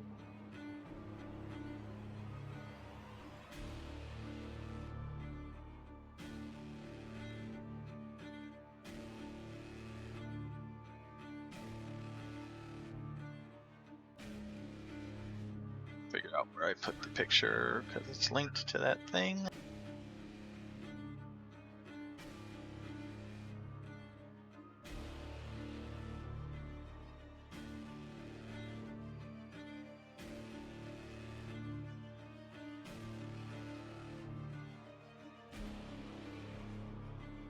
I will put it in, actually I might be able to put it in chat here.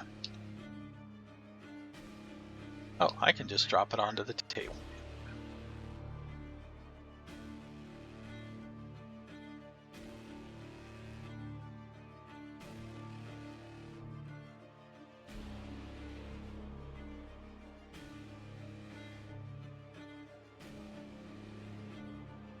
It's got several runes etched into the blade.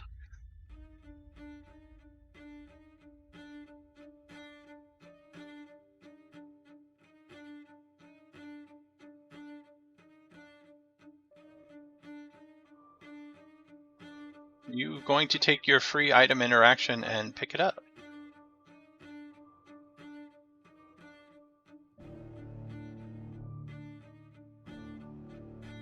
All right, you have a decision to make right now. How many items do you have attuned? So you get to choose which one of those unattunes, because there is a momentary flash as you get almost like 5 or 6 visions of the lives of 5 or 6 different Githyanki through history flash through your mind momentarily, and you may immediately attune to this sword.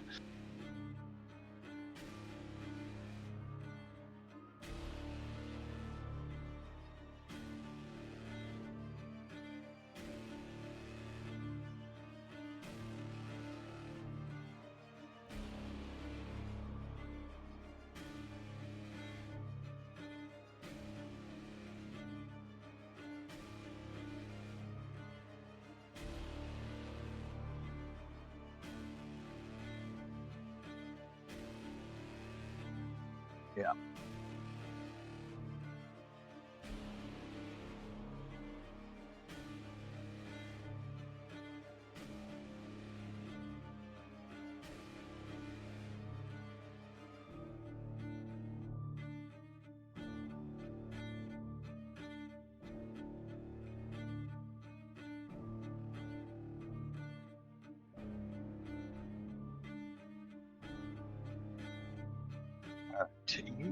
get.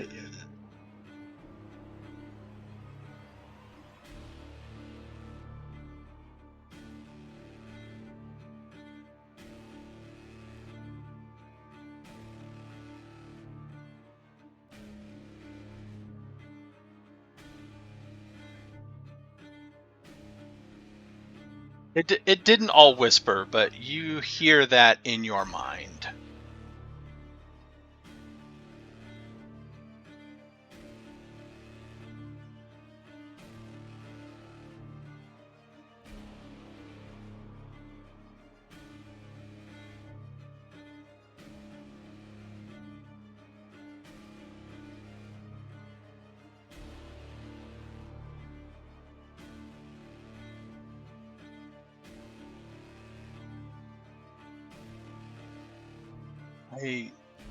I need to reset my table because I opened up the handout and then lost the handout and it's not reopening. No, it glitches sometimes. If I move something, if I pop it out and move it over, it'll get lost and not want to reopen.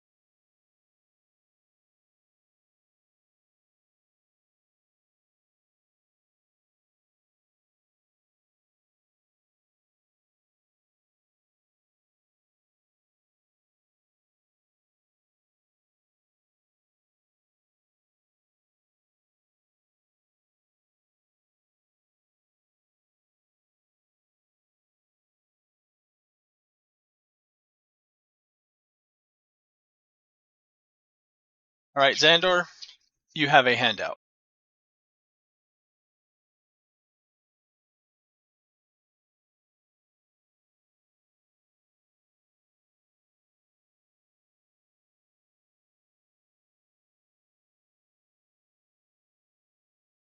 It's on Roll20. I'll have to take time to add it to Beyond.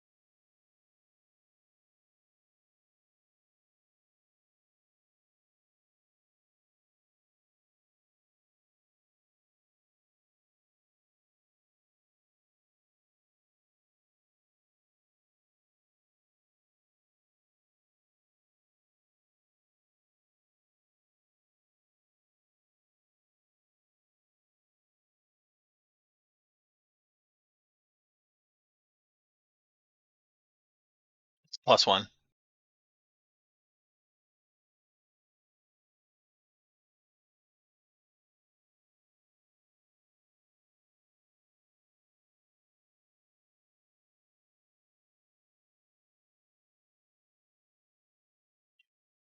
There is a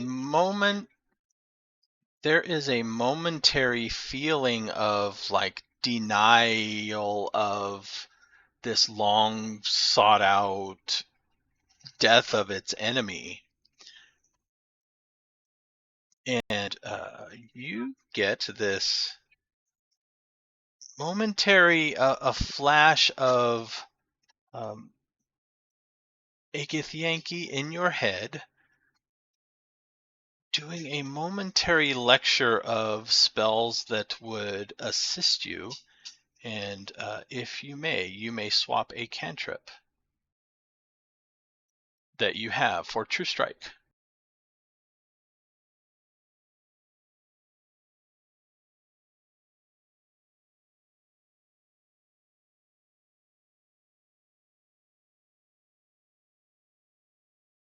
Yep. So next is Jezelle.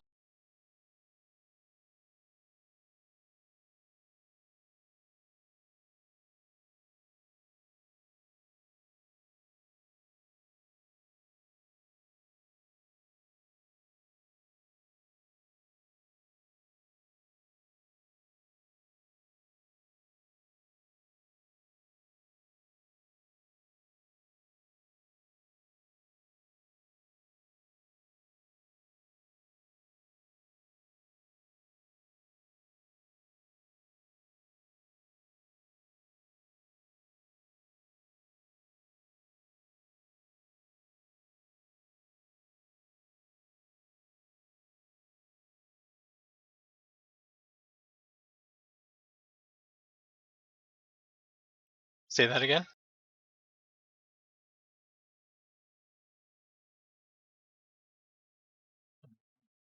I got rid of mine.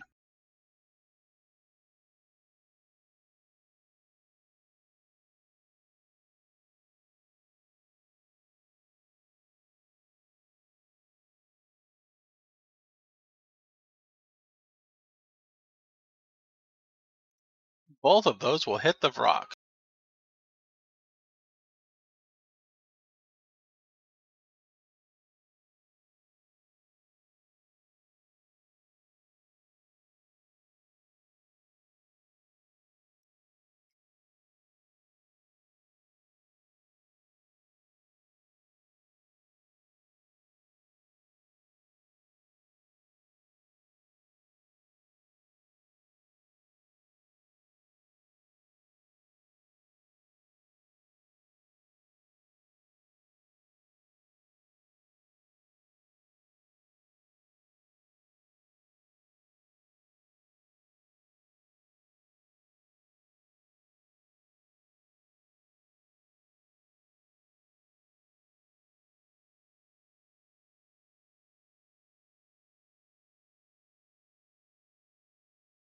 I'm seeing 17 and 16, so 33 the first time, and 18 and 13, so 31 the second time.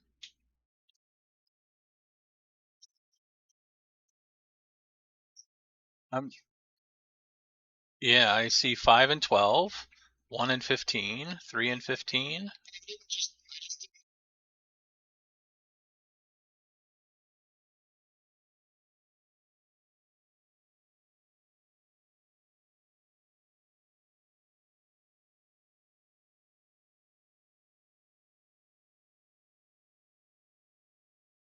All right. Githyanki Warrior.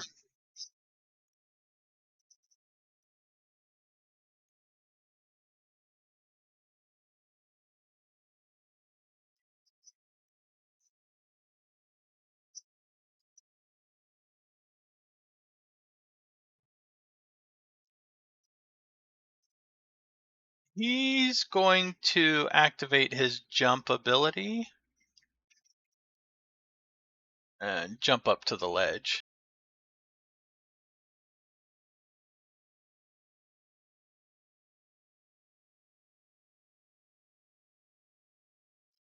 He is going to attack Obzam with a 17.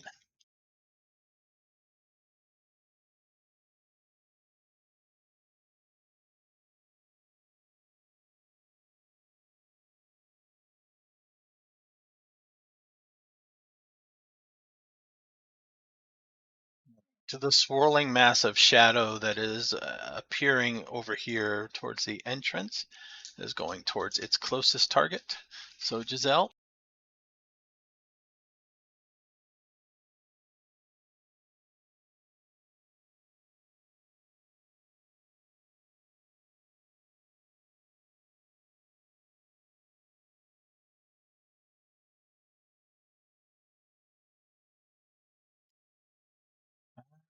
An 11. It misses, I believe.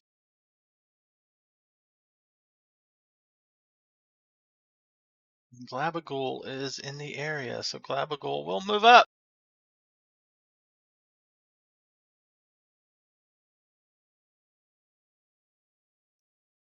Sir Slime Slicer and I will assist you.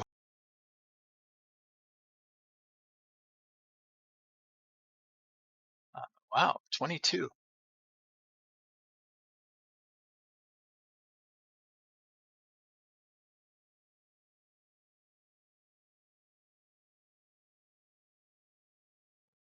Unfortunately, it resistant, so it takes 9.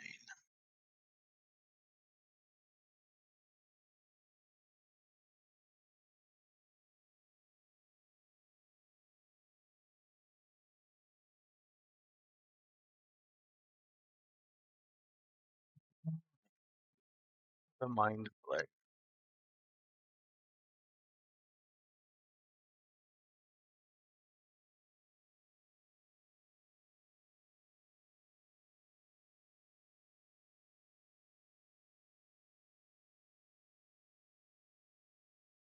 He's gonna do it.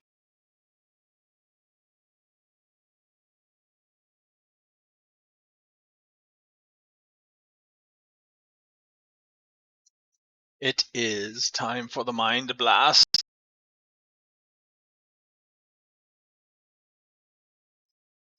Yeah, True Strike used to suck.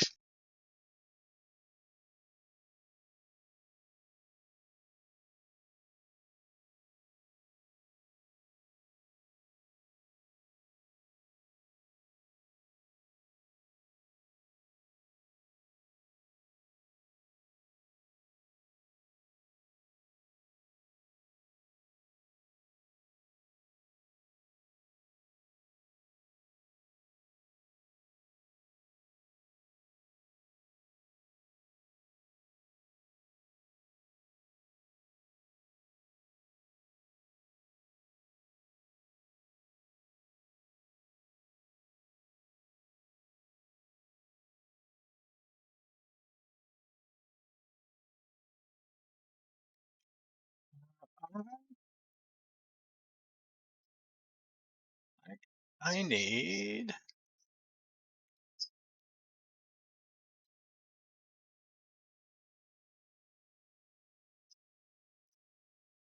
intelligence saving throws from Zahndohr, Obzam, and Anfera.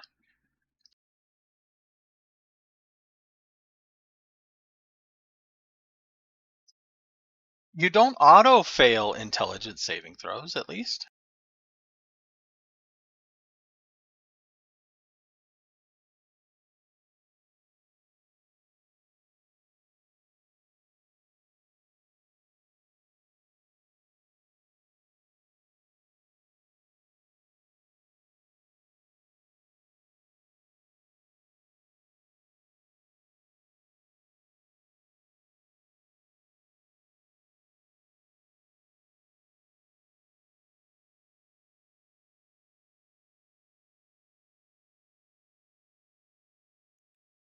This is to avoid stunned and damage, yes.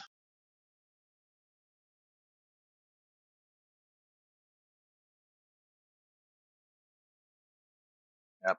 You can turn your fail into a success.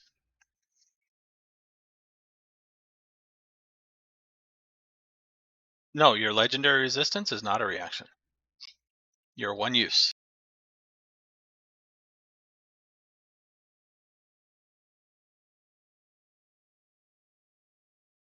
Yeah, it would stun until whichever one ends after.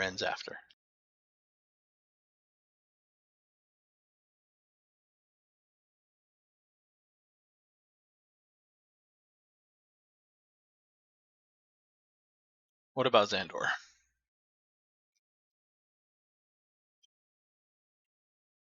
Okay. So everybody that succeeds.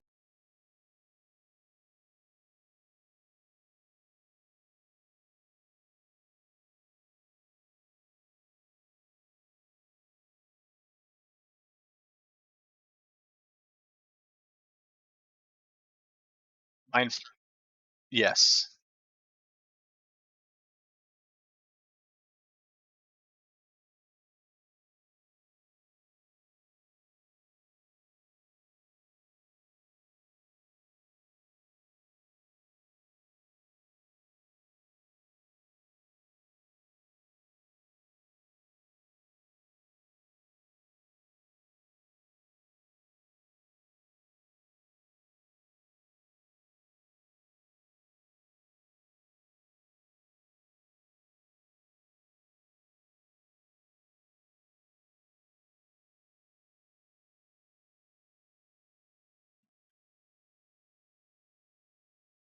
So all three of you succeed. You take 24 psychic damage, minus any resistances you may have.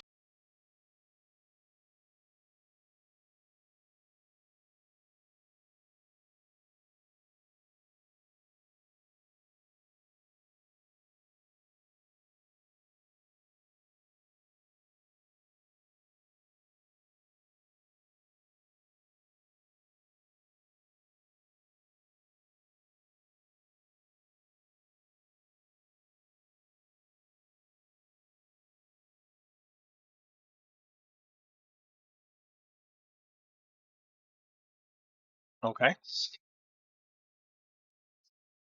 Right.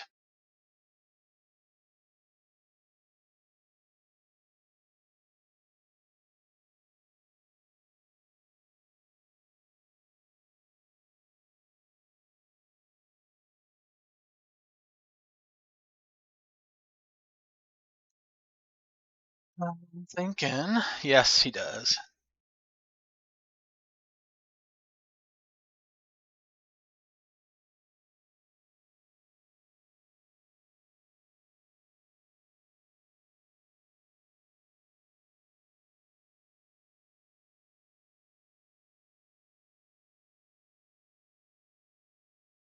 He is not concentrating on anything, no.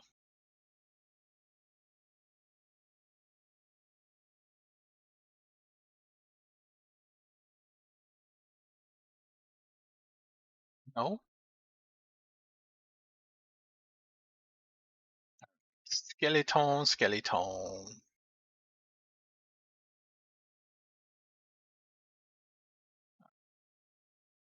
We're going to ignore Gunther for a bit. Jezelle, you are, I believe, in range. And not up a hill or anything like that. Actually, no. Anfera.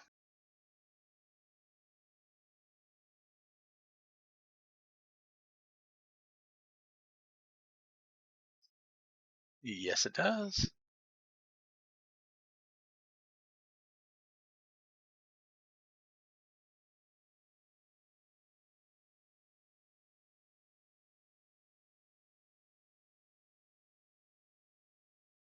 Hurl Flame with advantage, 21.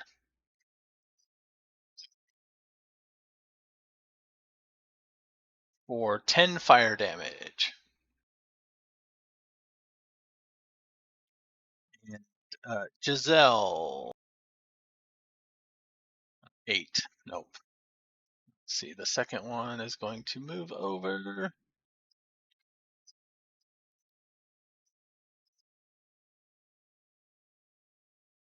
What's their speed?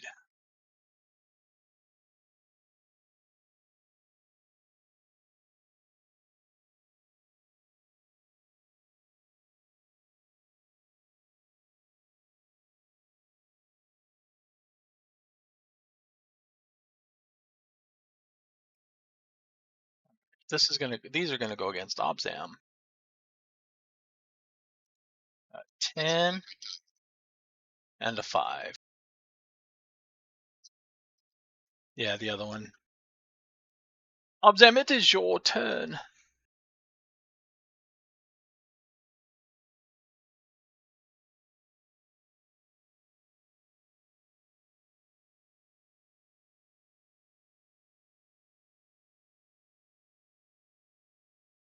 And just let me know we're getting close to time, so when people need to call it, we can call it.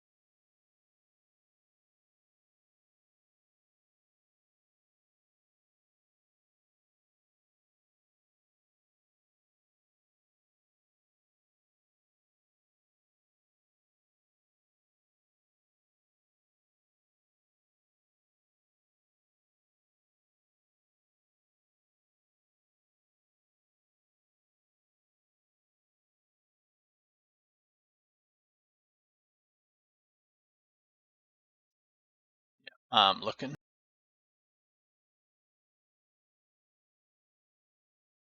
Nope.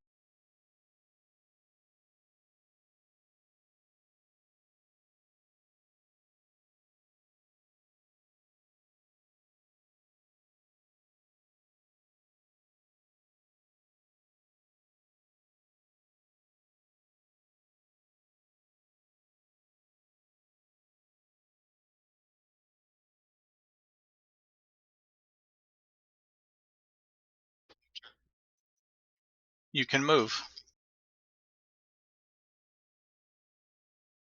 You can move.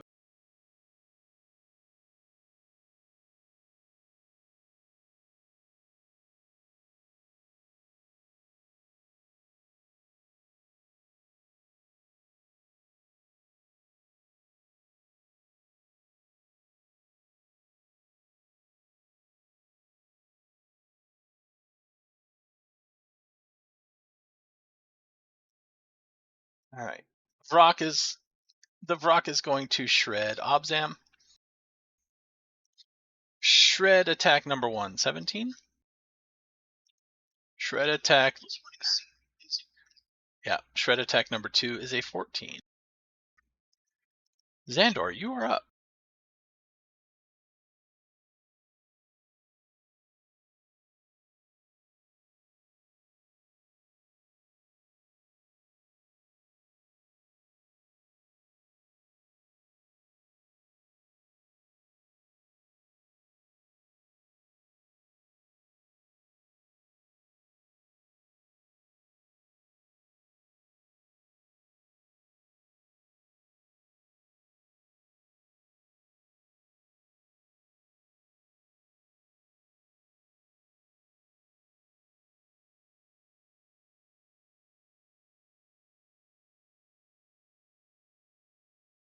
Say that again.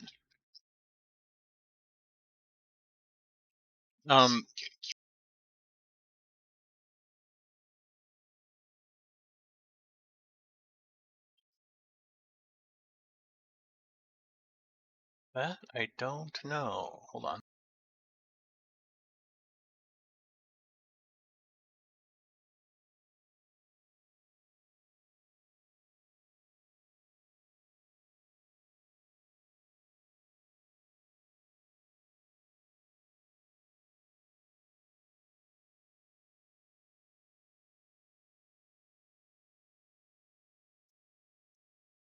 Yeah, he had to go, so we skipped him.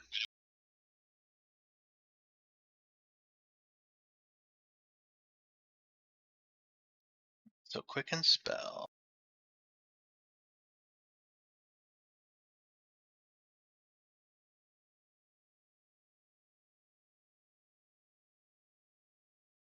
Yeah, because then the sword attack is made as part of the spell, so yeah.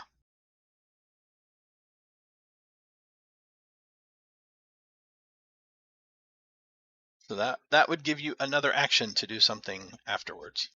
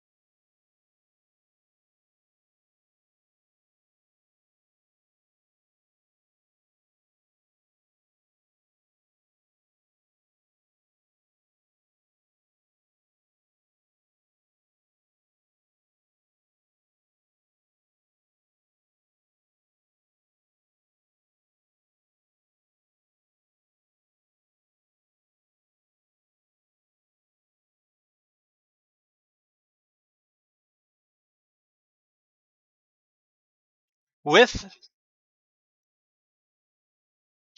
with that with that missed attack, the Illithid's eyeless gaze turns and focuses on Zahndohr, and in your head, telepathically, you hear, "You carry the blade that screamed when we butchered your ancestors. I remember the taste of their dying thoughts. Shall I show you what yours will sound like, Gith spawn?"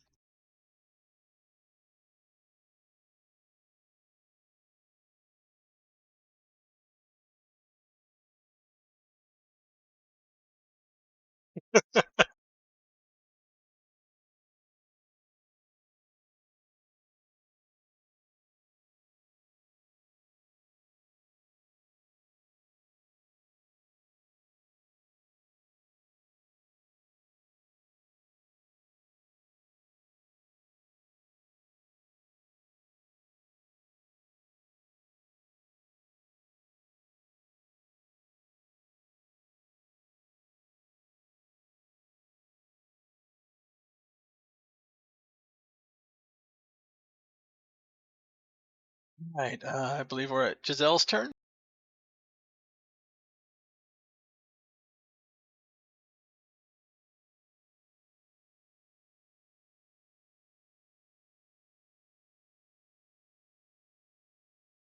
It will take an attack of opportunity.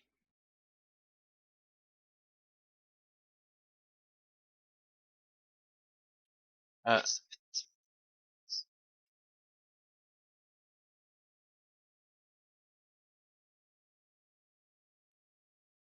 does an 18 hit? Okay.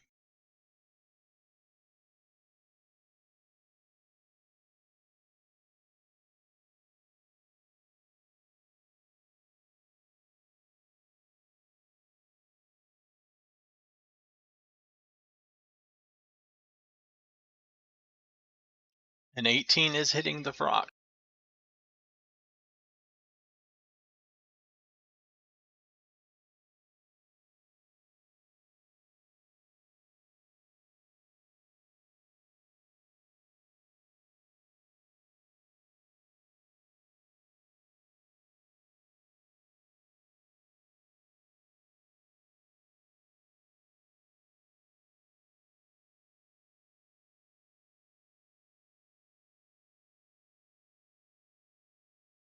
We're going to see like 50 attacks pop up soon.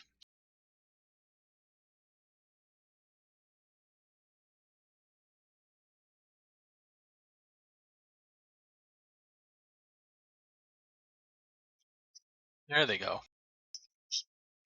Yep. Miss. So one hit.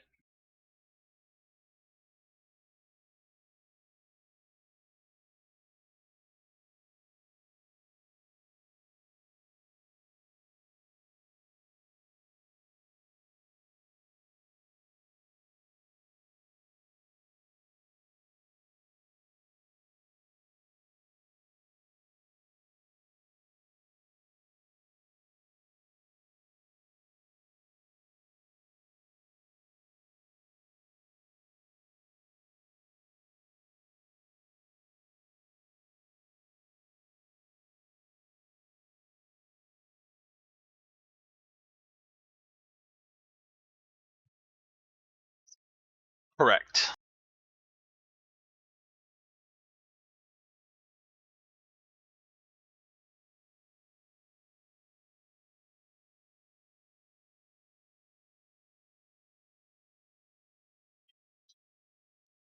So as you do this, you feel time basically almost like you've lived this moment before, and you are reliving this moment. So it has given you insight, and that is somehow what is allowing this extra action. There is a weird temporal anomaly going on in here because of that ritual and what has happened. And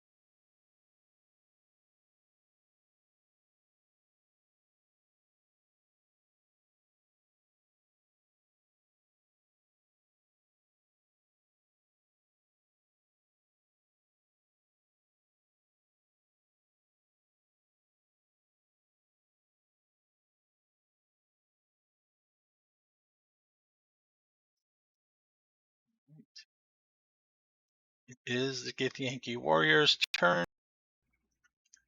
Obzam has since flown up and over.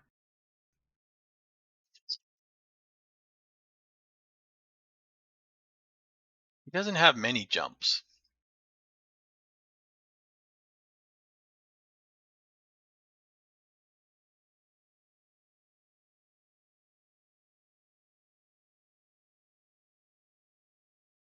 Oh, lasts a minute? Oh, hell yeah, then.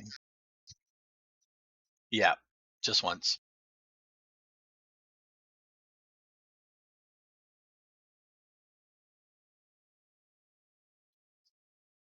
Yeah, he'll jump up and swing at you.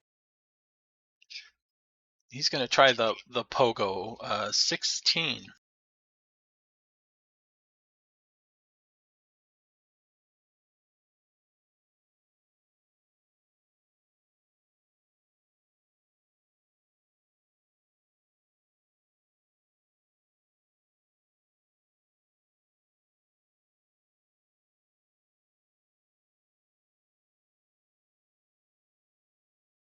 Right, so Shadow Demon next.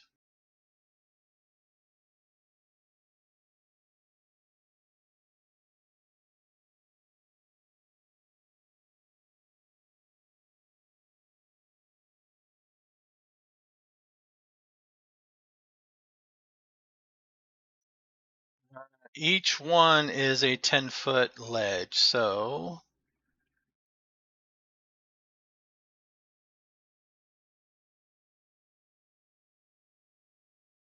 this level. All right. The Shadow Demon flies up.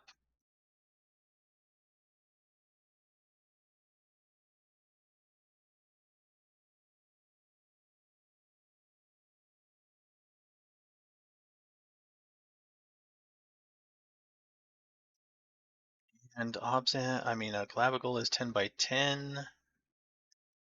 So yes, Clavicle would get an opportunity.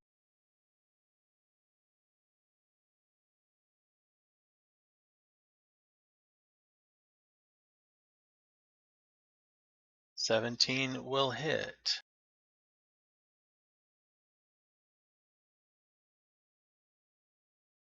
Yeah. Anfera's the one that the Shadow Demon needs to attack because it likes dim light too. It don't want to go near Obzam.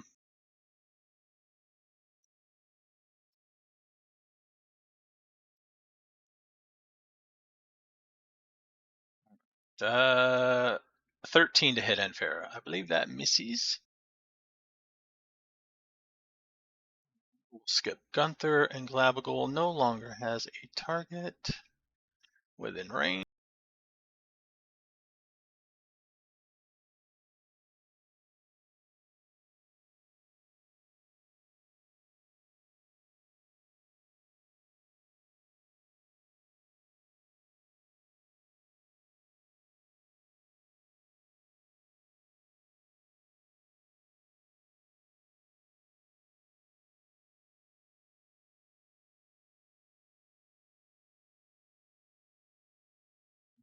The Mind Flayer.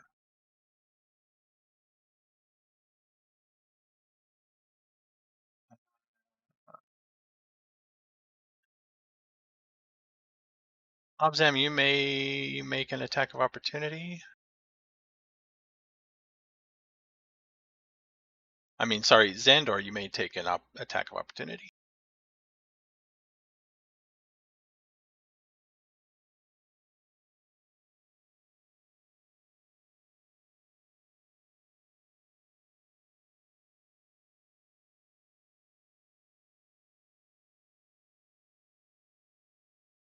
Yep, I will give that to you.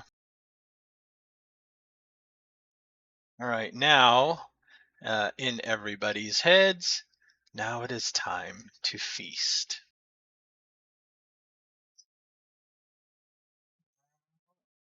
See here. Anfera, you are the furthest away, so you will be ignored by this. Zahndohr. A 10.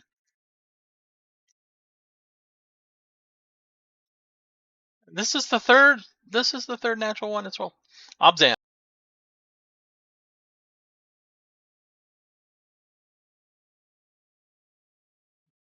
Obzam, 27.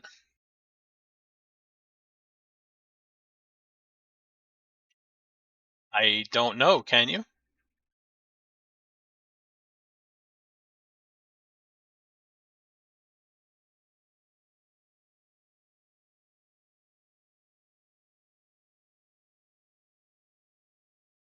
Why is he re-rolling now?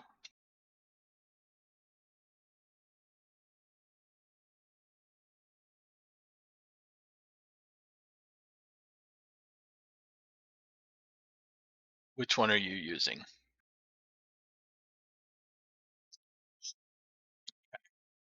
So re-rolling that.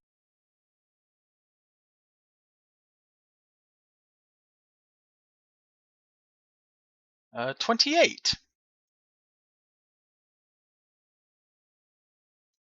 Got better against Obzam. Obzam, you take 25 psychic damage. And you momentarily blink and you find yourself right in front of this guy on the ground. Actually, no. You find yourself at ground level, not right in front of him exactly. And then Jezelle. 13. Okay. All right. Skeleton. This skeleton is going to...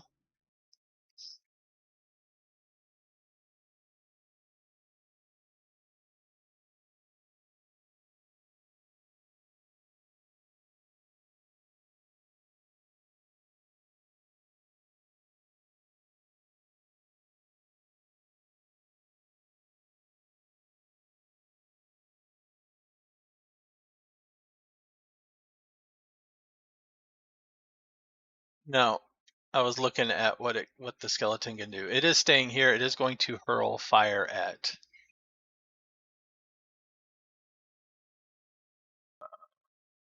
at Jezelle. Does a 20 hit?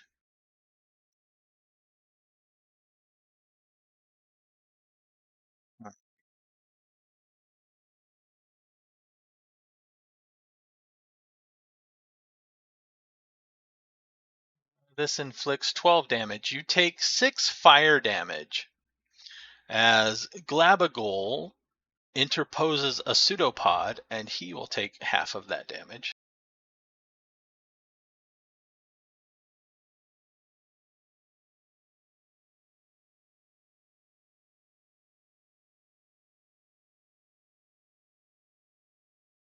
And then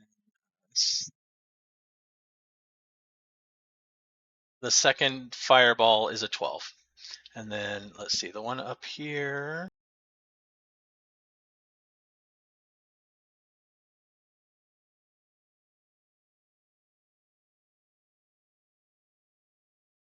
It's going to throw one at Zahndohr and one at Obzam. So Zahndohr first. 19.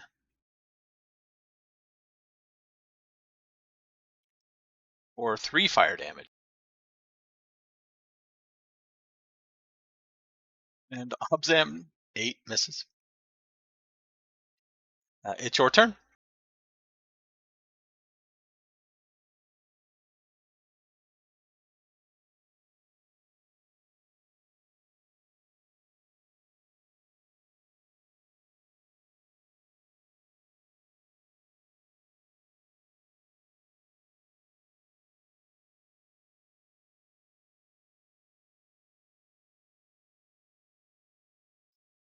It is going to try.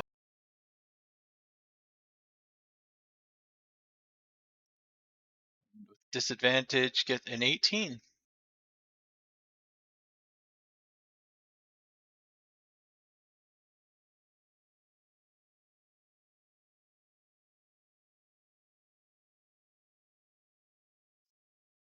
Right, that is going to kill the rock.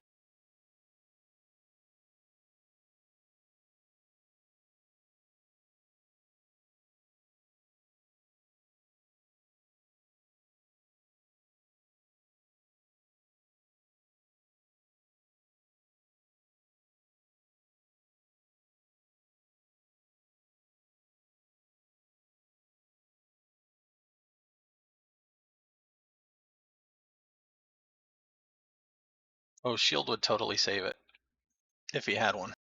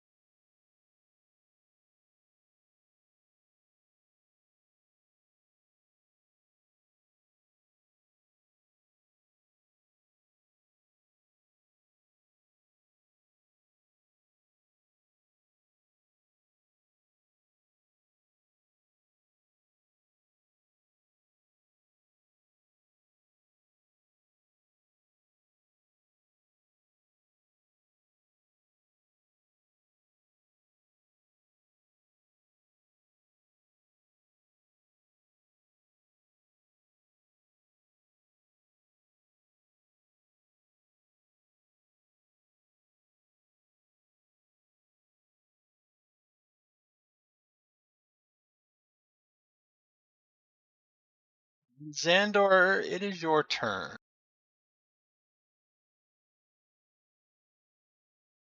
And in your head, you hear, "You are not alone. I echo every warrior who ever defied them.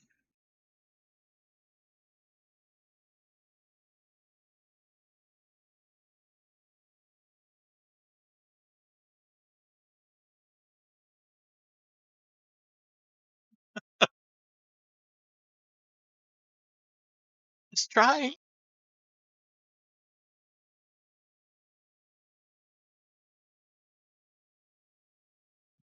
Don't roll a 3. That'll hit.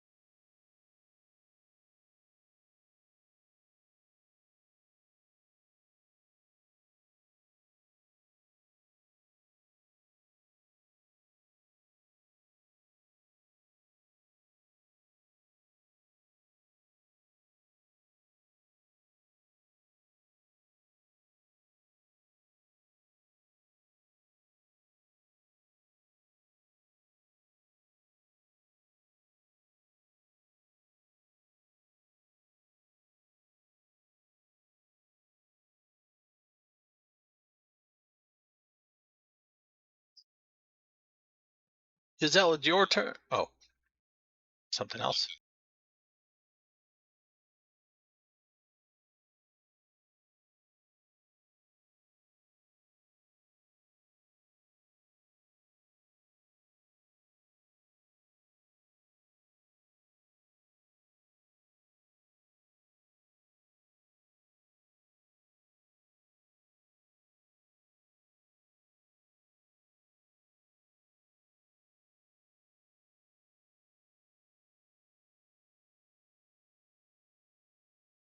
Right. Jezelle, your turn.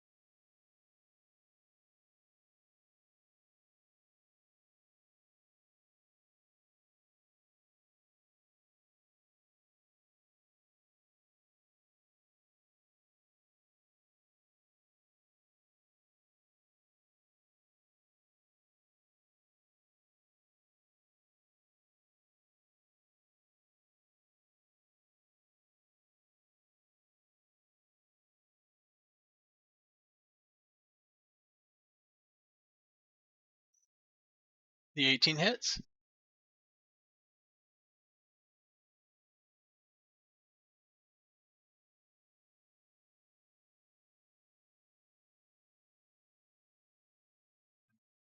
The Githyanki is going to turn on Zahndohr.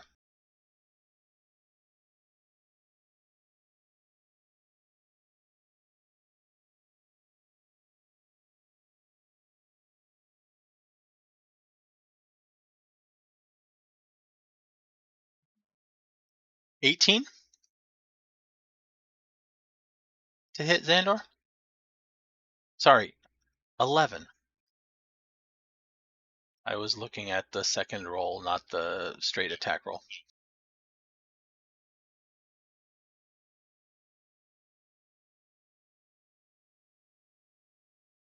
And no, that's whenever you have a reaction available. He is going to Misty Step, I think.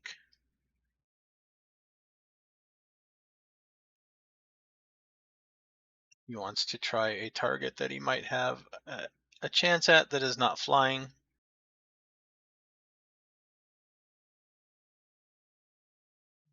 The Shadow Demon.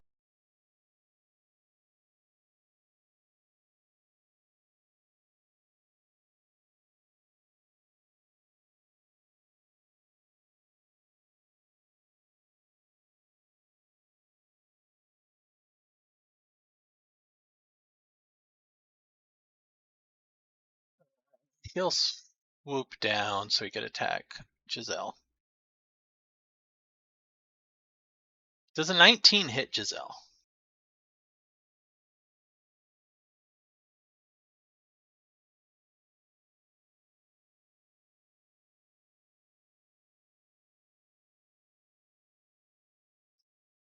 right, 14.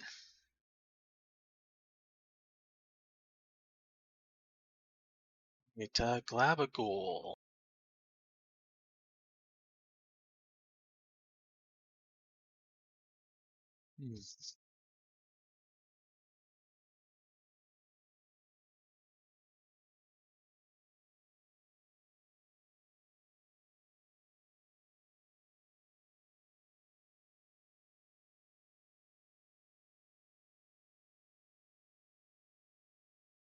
All right, the Glabagool is going to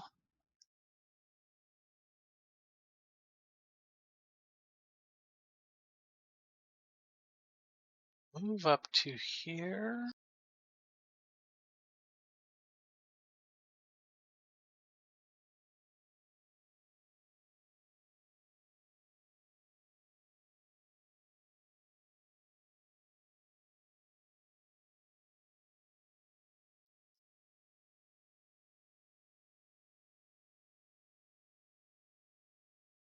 He makes the saving throw, though.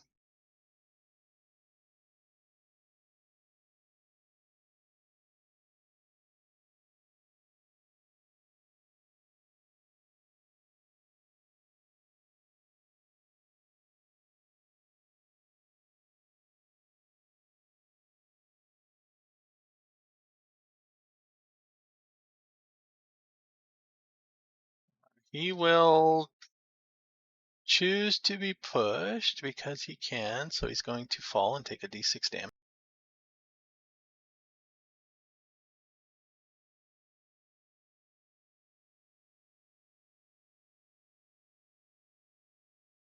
And Glabagool is going to continue moving up there to the skeleton.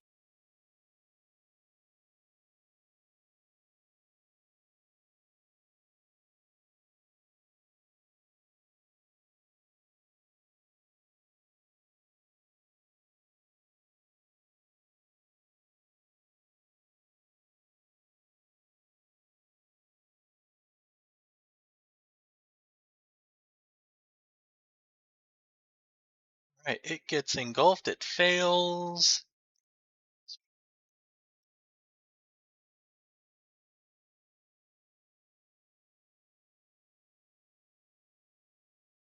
Takes 9 points of damage.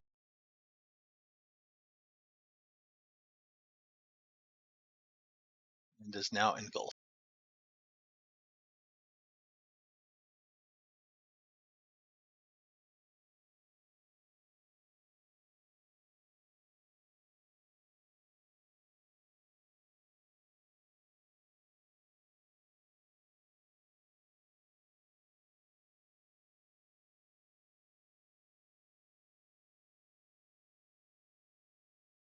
The Mind Flayer's turn.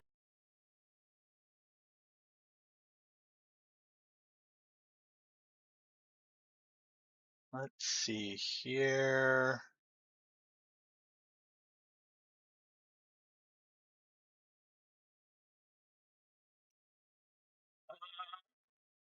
Obzam and Zahndohr, you may make attacks of opportunity as it moves.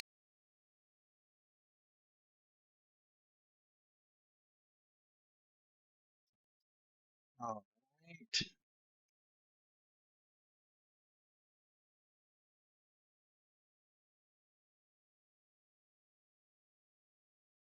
It moves to there. It's going to cast a spell. Or it's going to try to cast a spell.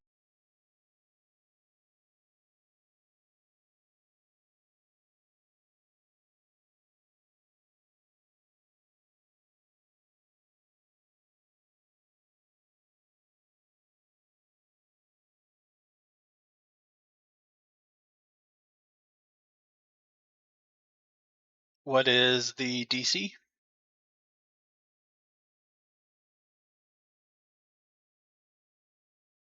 And that's with disadvantage?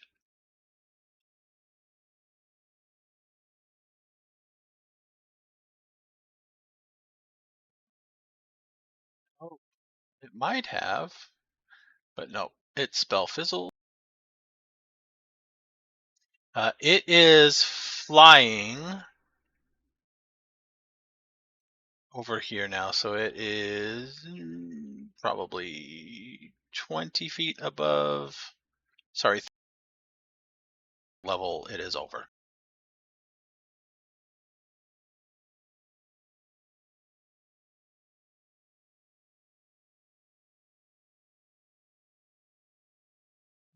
Flaming skeleton.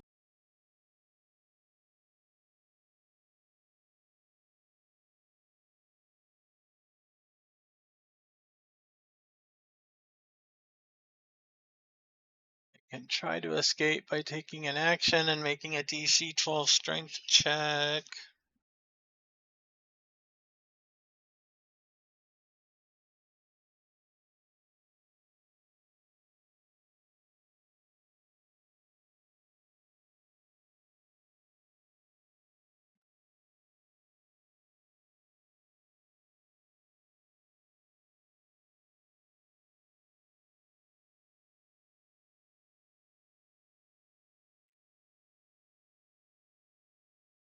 Obzam, your turn.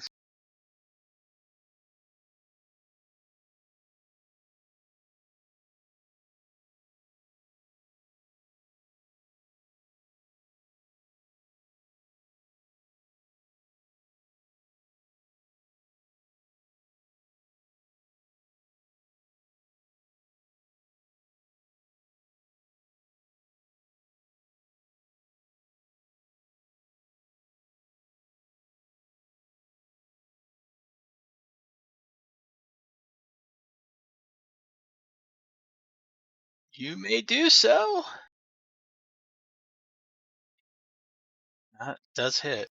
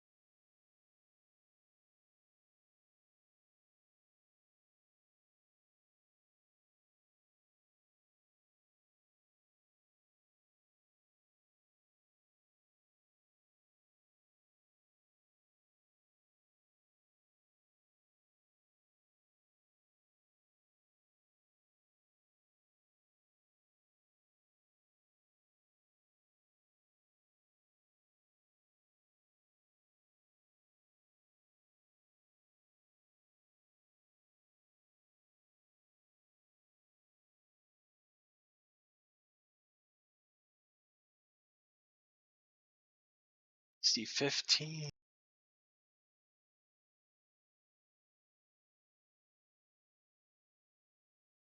Skeleton fail.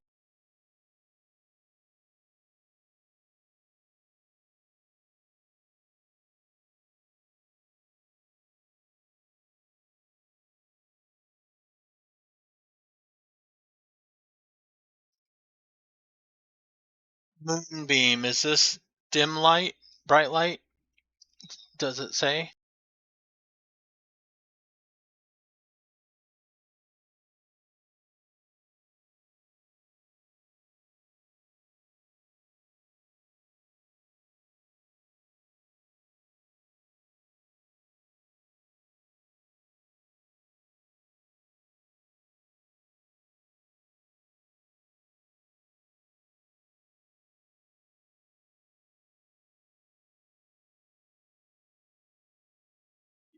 Yeah.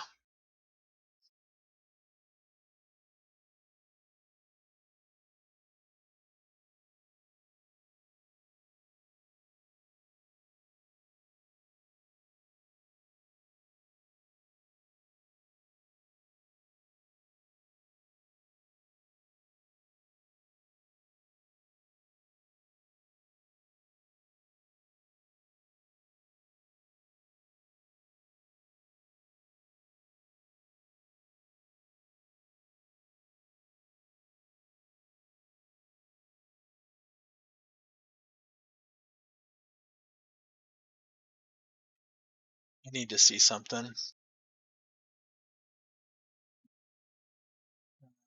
Pale light, okay. Dim light fills the cylinder, okay. That's what. Because if it was bright light, it'd have disadvantage on this saving throw.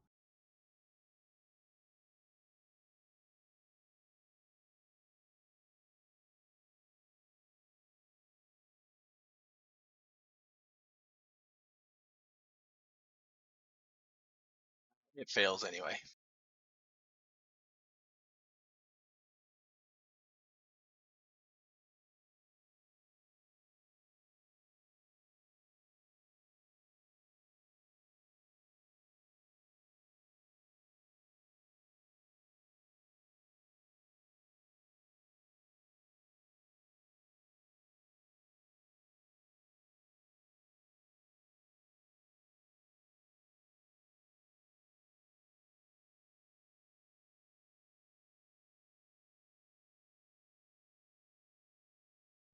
The moonbeam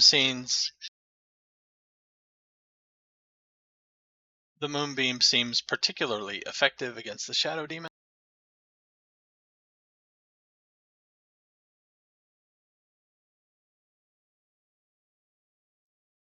Are you done?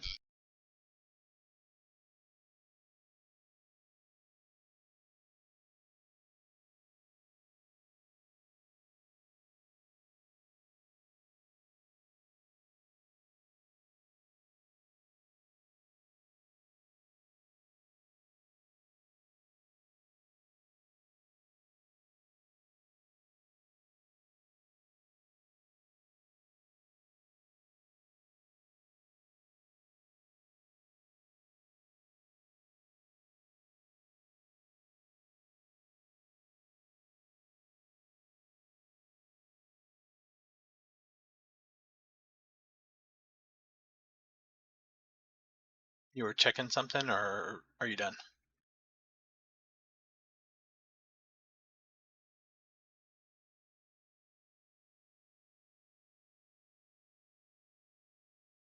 We'll pass the torch. Zahndohr, your turn.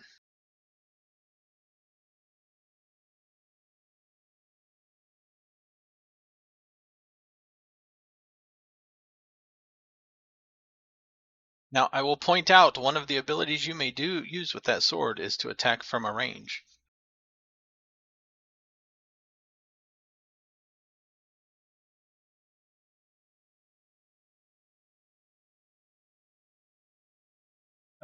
No, you can slide down the ledges. It's just double move. Double.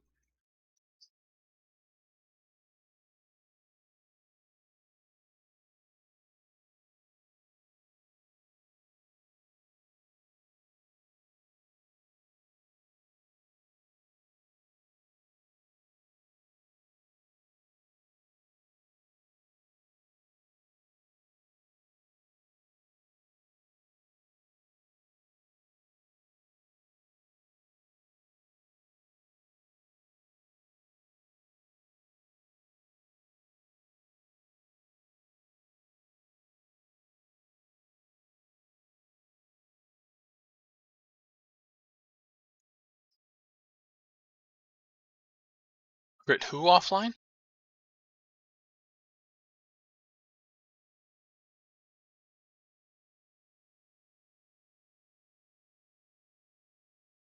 Oh, nope, not me.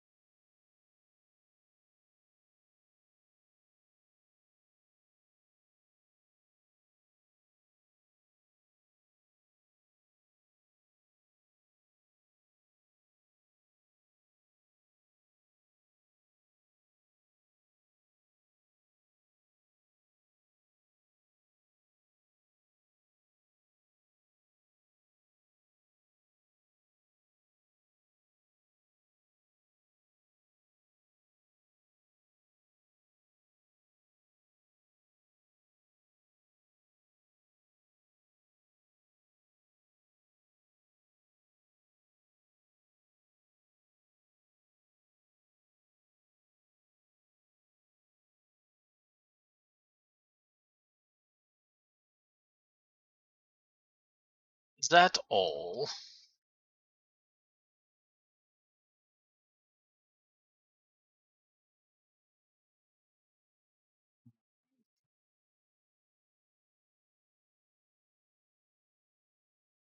That brings us to Jezelle.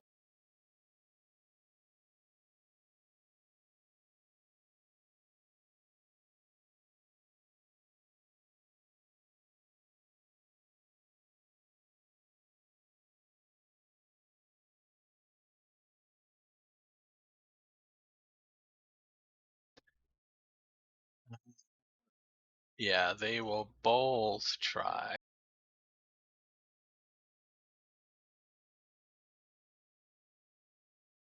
The skeleton rolls a 20.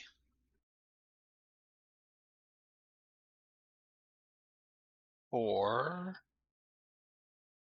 7 bludgeoning and 1 fire.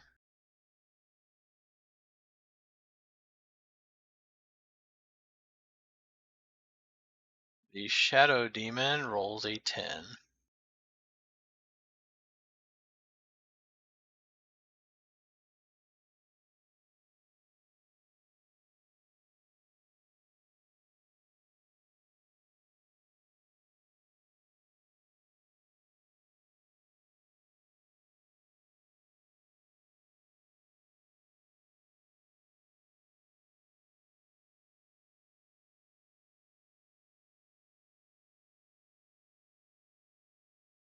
Who are you shooting? All right. Nope.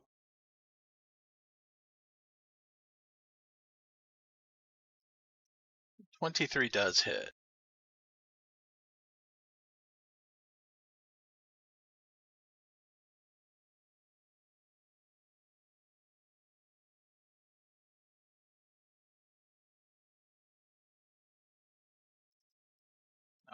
You need to do it like.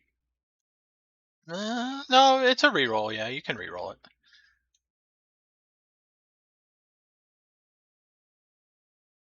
Yep.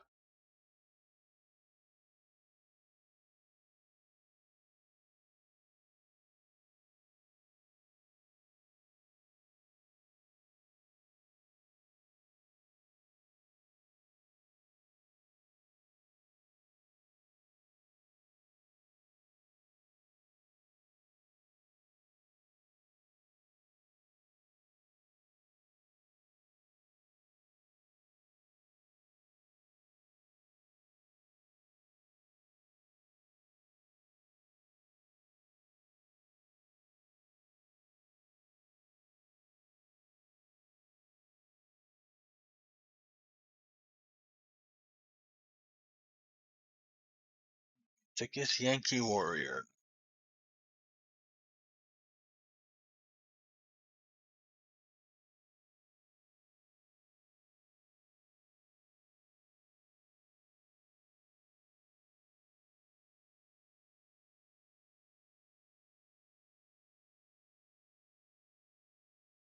Is Anfera still flying or no?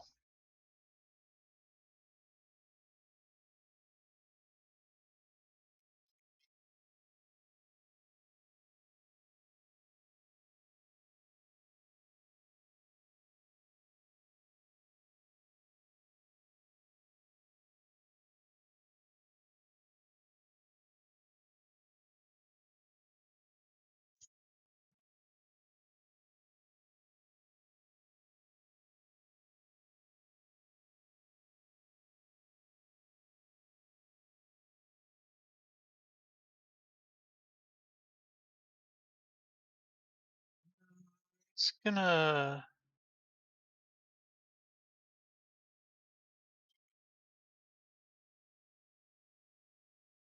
Yeah, it's going for Jezelle.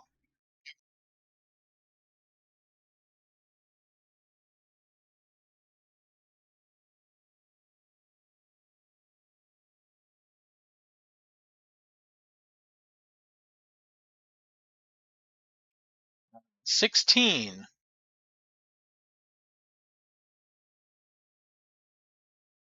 To the Shadow Demon. Wants to get away from the stupid Moonbeam and the Flaming Skeleton. So it's going after Anfera.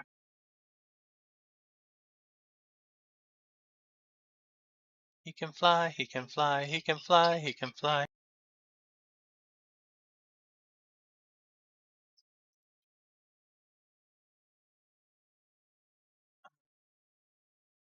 13.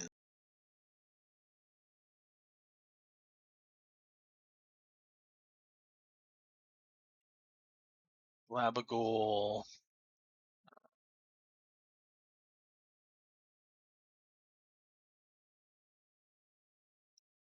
Labagool kind of move there and ooze slightly and attack the Githyanki.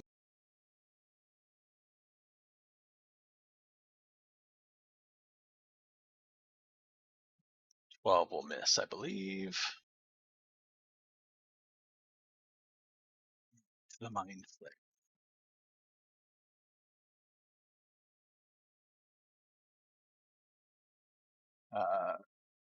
Kind of rotates to look at Obzam. You've made yourself noticed, little shield. Let's see how much of that stubbornness I can scrape out of your skull.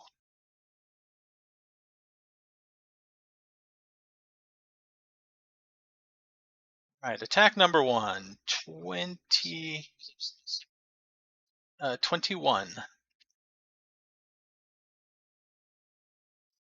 Yeah.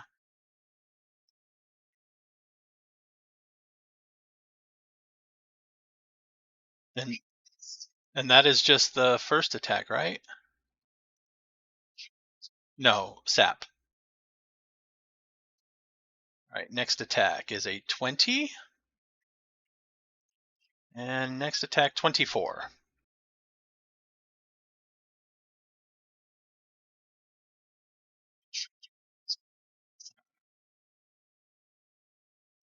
Take 15 psychic damage.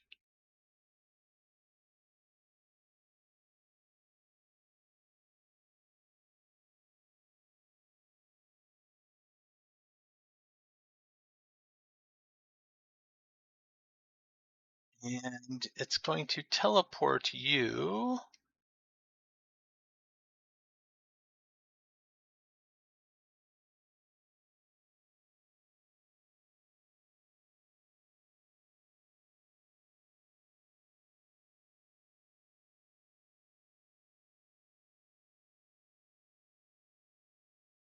There.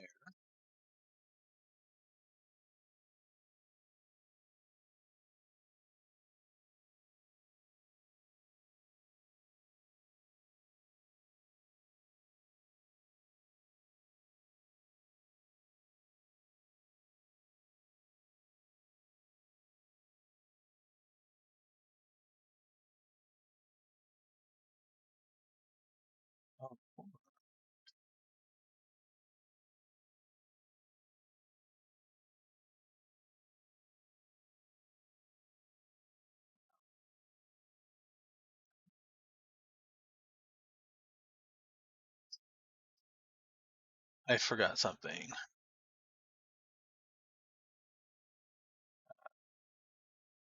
Take back your shield and your 15 damage.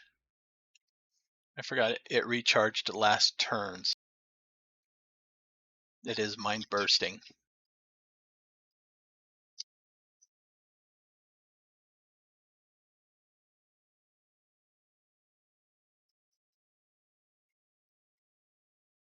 All right.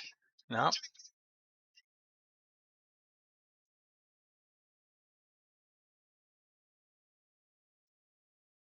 Obzam, Zahndohr, and Anfera. I need intelligence saving throws. This is not a cone. This is an emanation.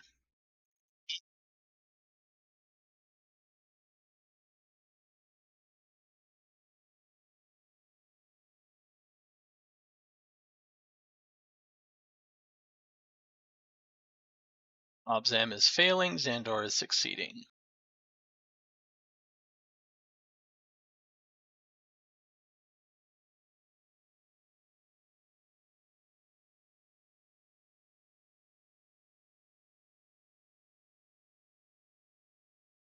Nope, you are just out of range.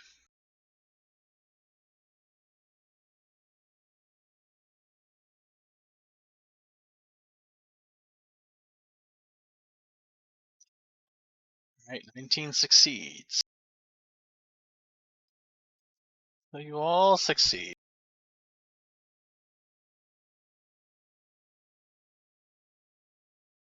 Yeah, I figured as much. You all take 53 psychic damage. Half would be 26.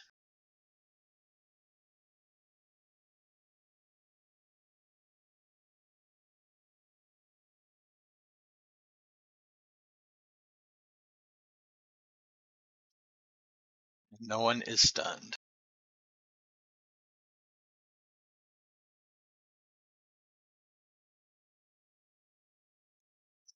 26, so you would take 13.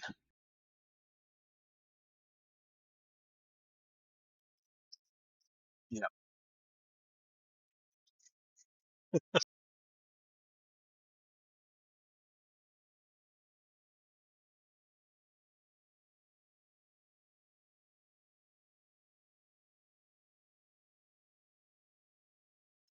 Zahndohr, coming up behind you, so it'd be on the ledge above you. It is going to throw fire down at you. The skeleton behind you. 22 for 4 fire. And 13. 13 hit or miss.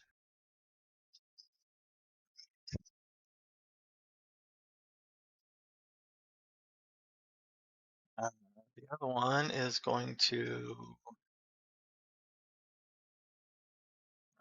not necessarily knowing that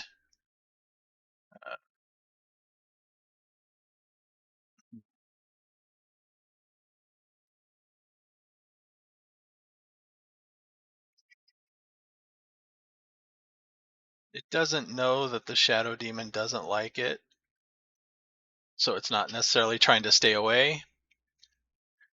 Jezelle.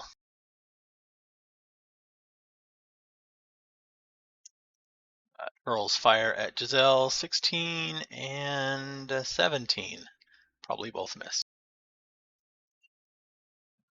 Obzam, you are up.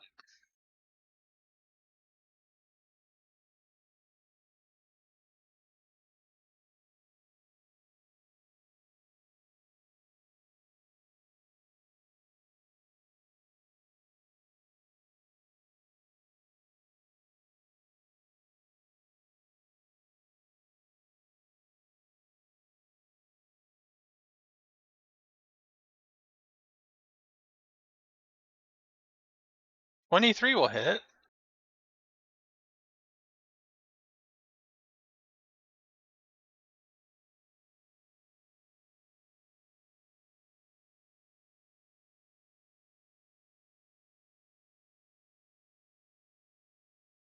And you are up.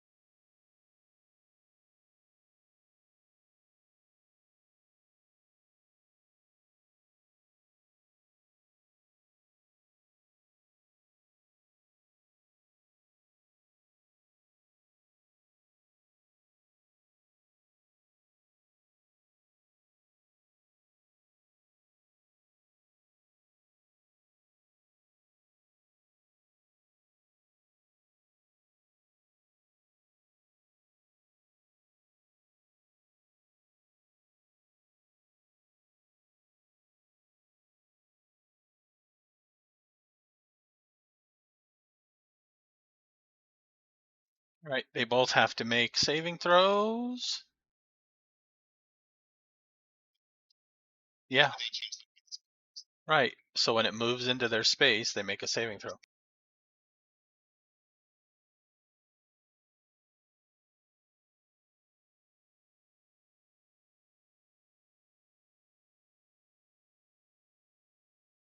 What is the DC again? Githyanki. This was a Dex.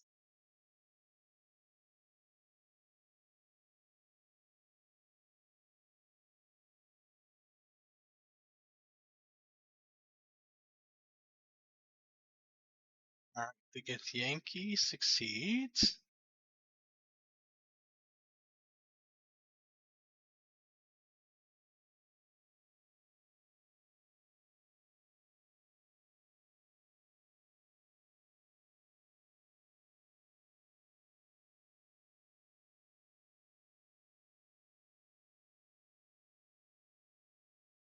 Shadow Demon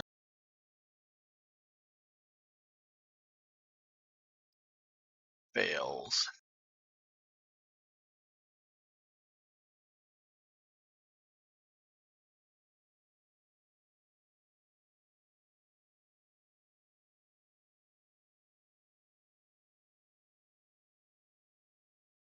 He is on the ground, yes.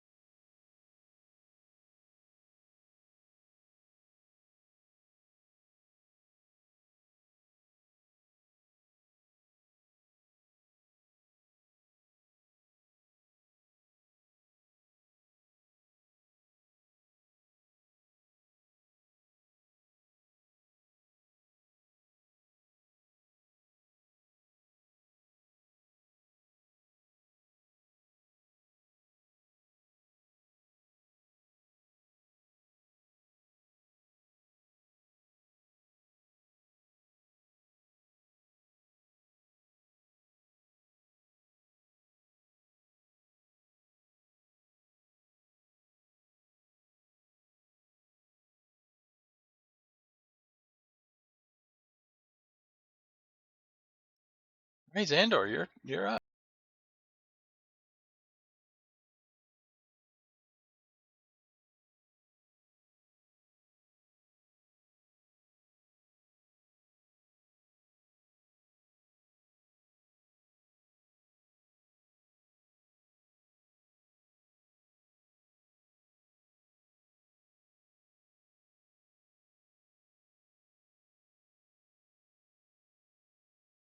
Got it.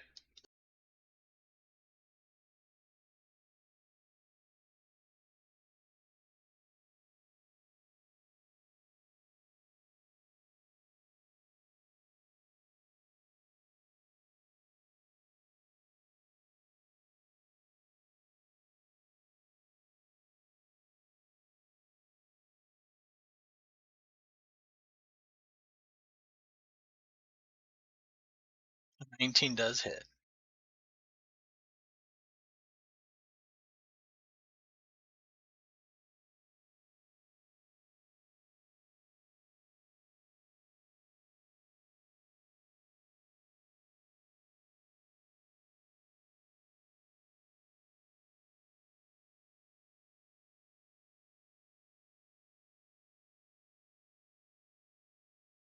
"16 damage has an effect here.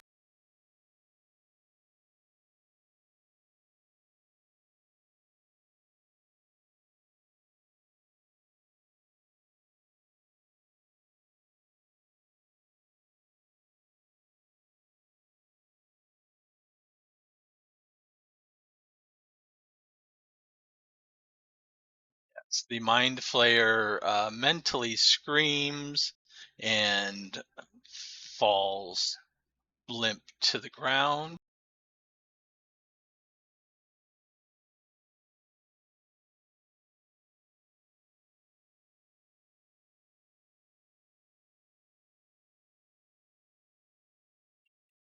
It is dead.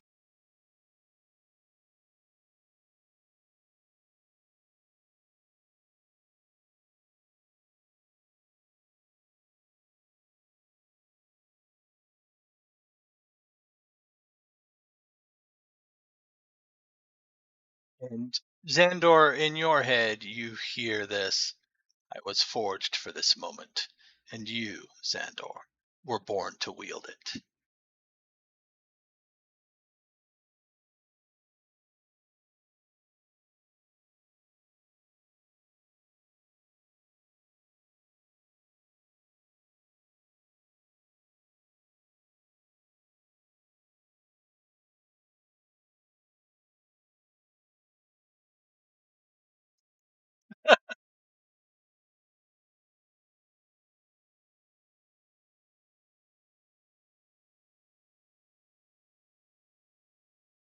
Jezelle, you are up.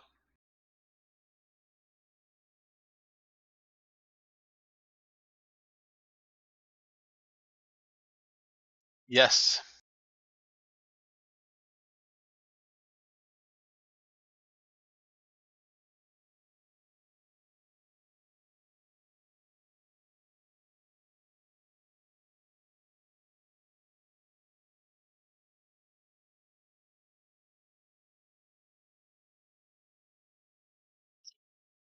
"18 hits."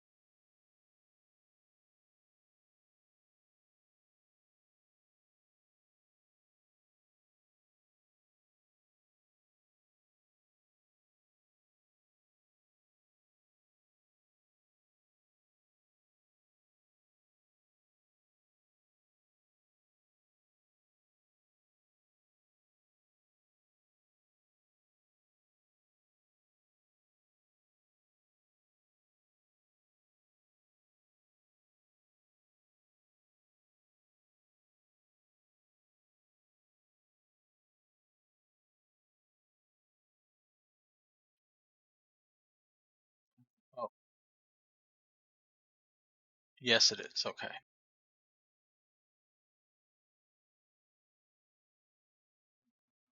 It's going to jump.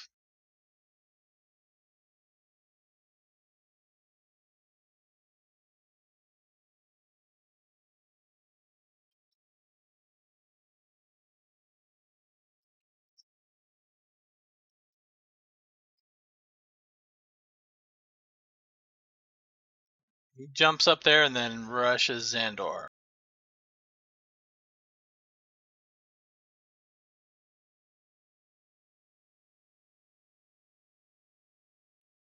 $11.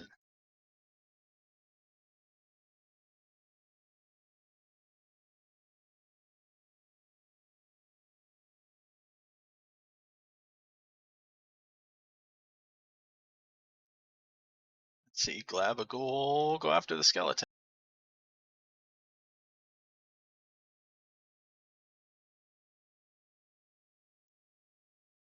15 actually hit.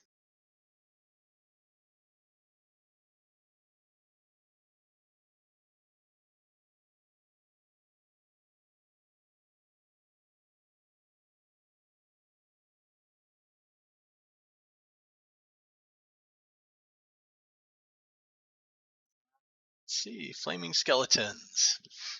No, he does not want to take your advice, and this one's going to hurl fire down at Zahndohr again.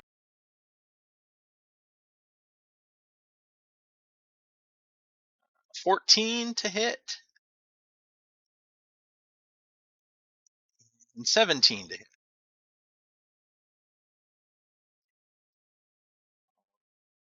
8 fire damage. 8. Yes. The other one.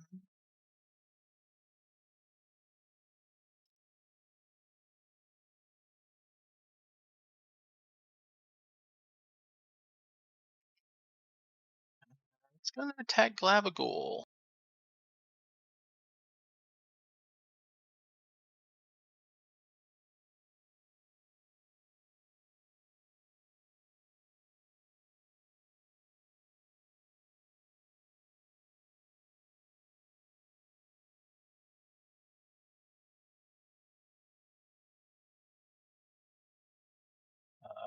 You notice the flaming scepter that it has also kind of hits Glabagool and does not penetrate the oozy flesh. Whereas normally it would have. But the second attack does hit.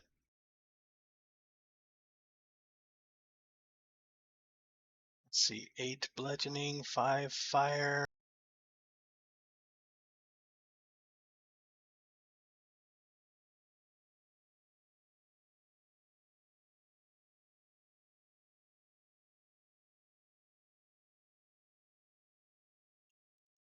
He had 11, so he does take a little damage. Obzam, you're up.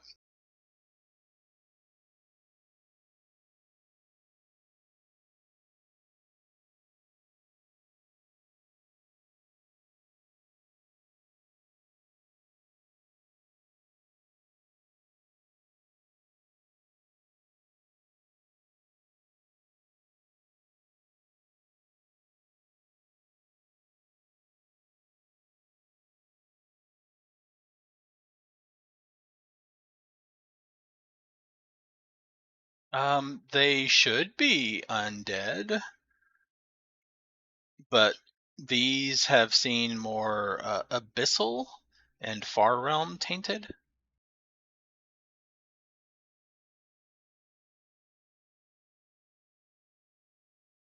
Yes.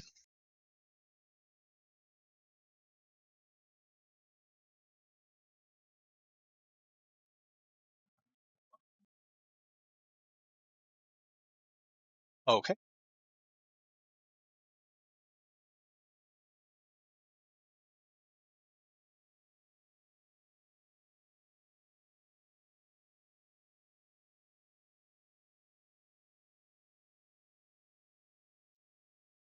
Second hit does how much?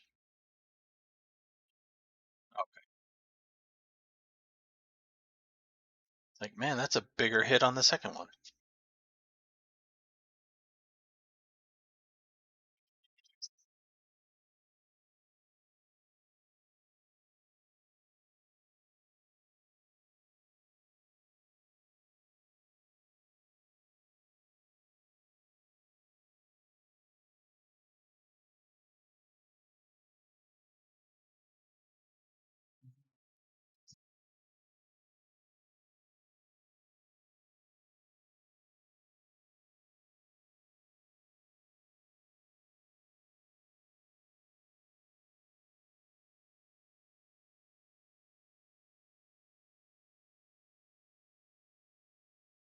Uh, 20.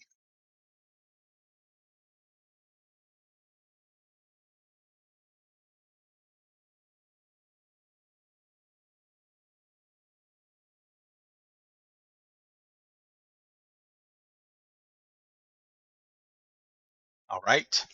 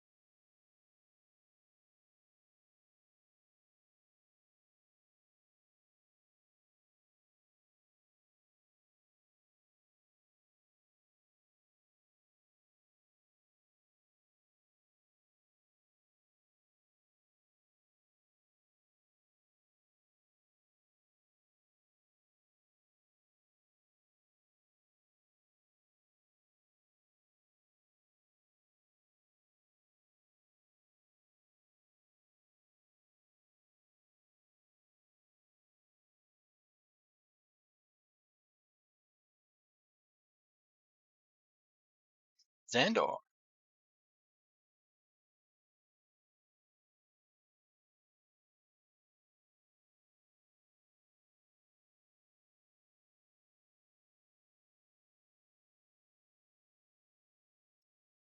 All right.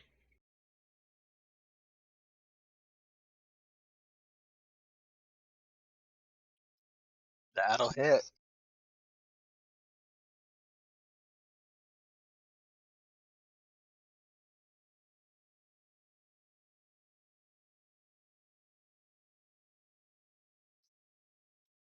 I need dexterity saving throws from Obzam and Zahndohr, as the killing blow to the skeleton causes it to explode.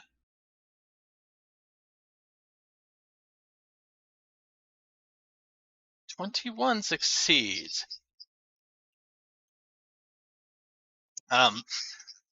Once you are out of this area, those go away. So, okay. So 17 fire damage. Zahndohr, you would take 8.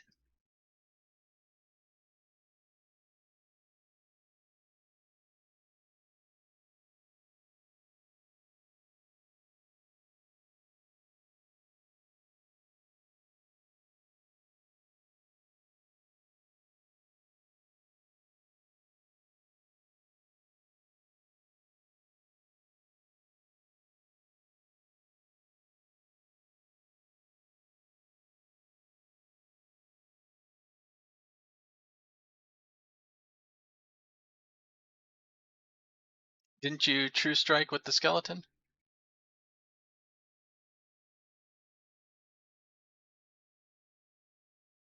Oh yeah, it's not a spell slot. Okay. 23 hits.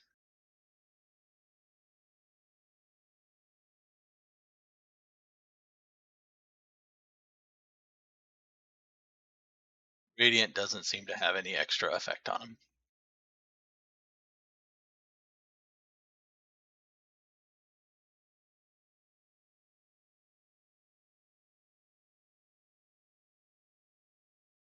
It does not also seem to offer any words of morale or anything like that against skeletons.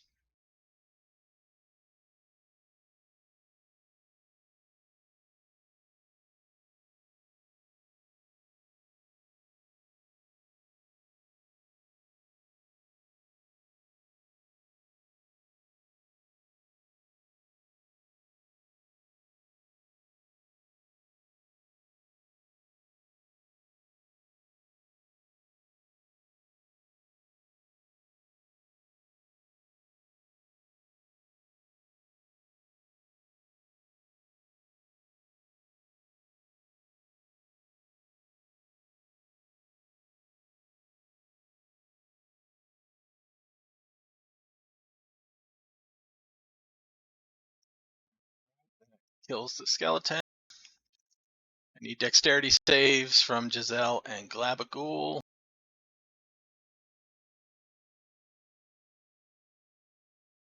Glabagool fails.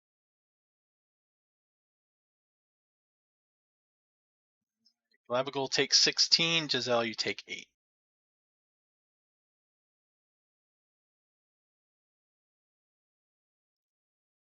There is one other still. And it is his turn. I'm sorry? Oh, no.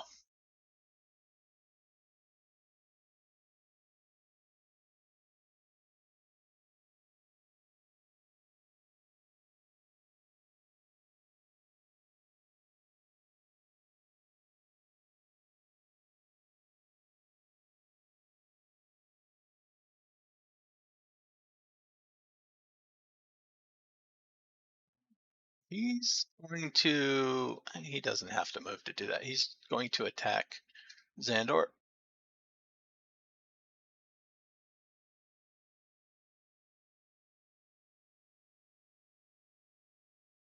And miss with a 10.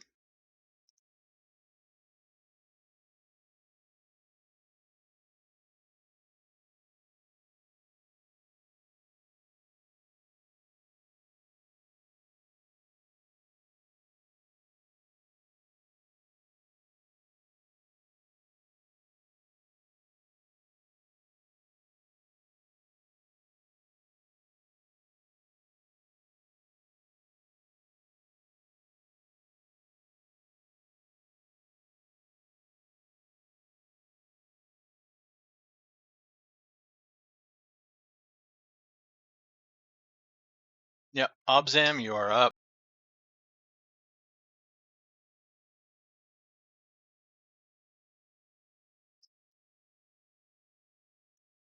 14 misses. 20 does hit.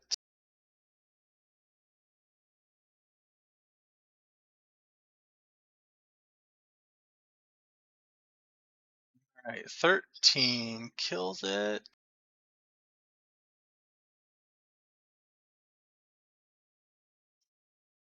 And upon killing it,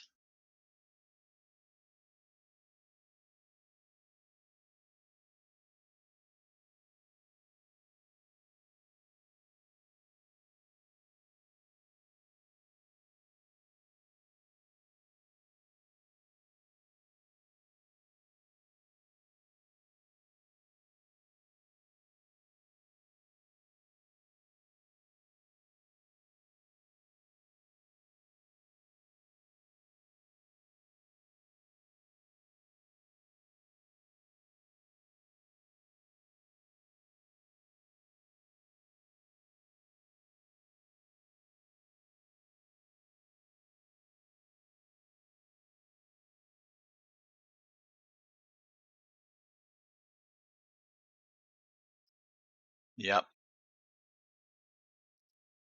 And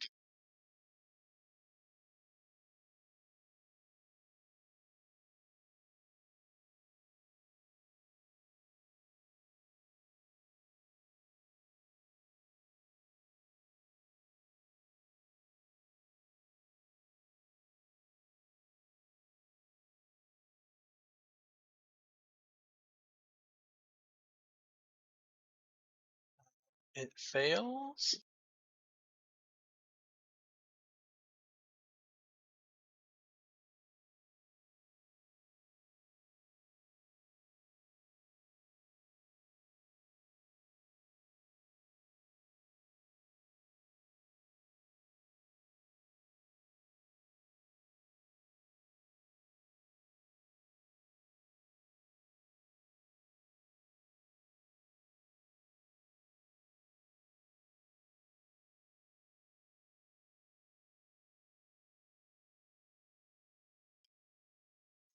That will probably do it.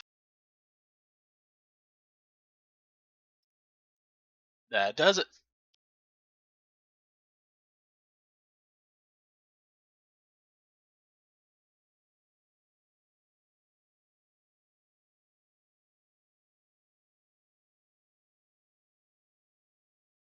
And over the next few moments, the temporal shifting seems to slowly settle down and stabilize.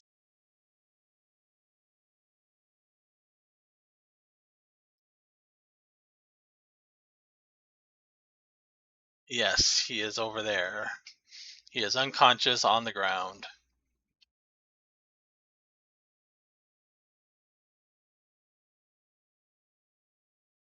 He doesn't seem injured. Yep.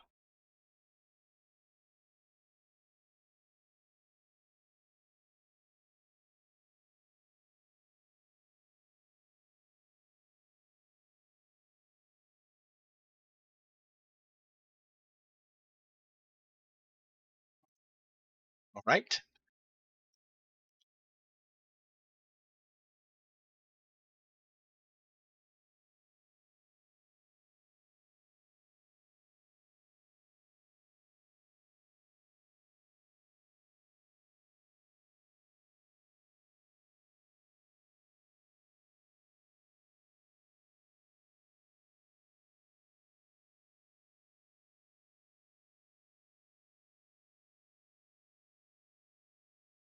Oh, he is not under a charmed effect.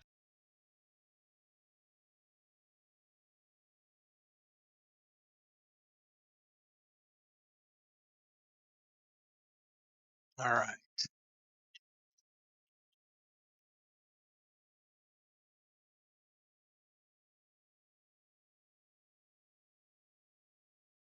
Zahndohr and Obzam, I need charisma saving throws.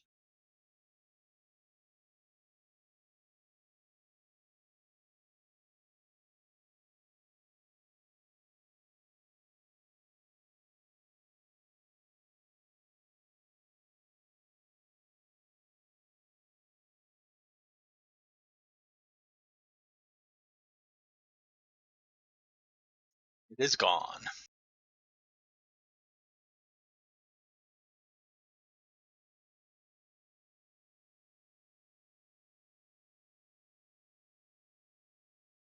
Obzam, roll me a D100 and add 1 to your madness count.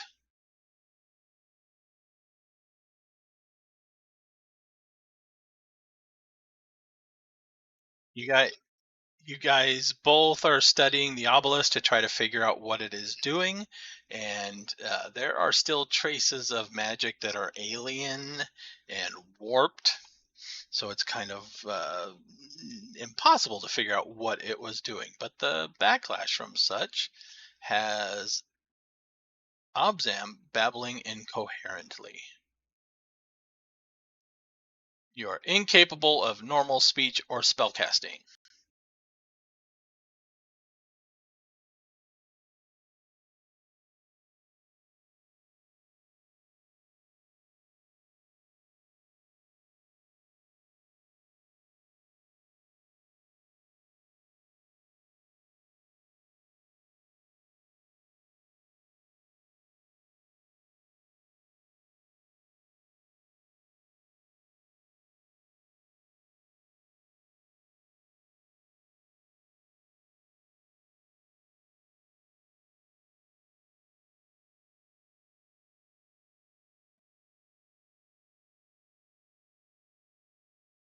I'm not going to stop him from understanding you. I don't. He doesn't think anything's wrong, so I don't know if he would, acquiesce to your commands.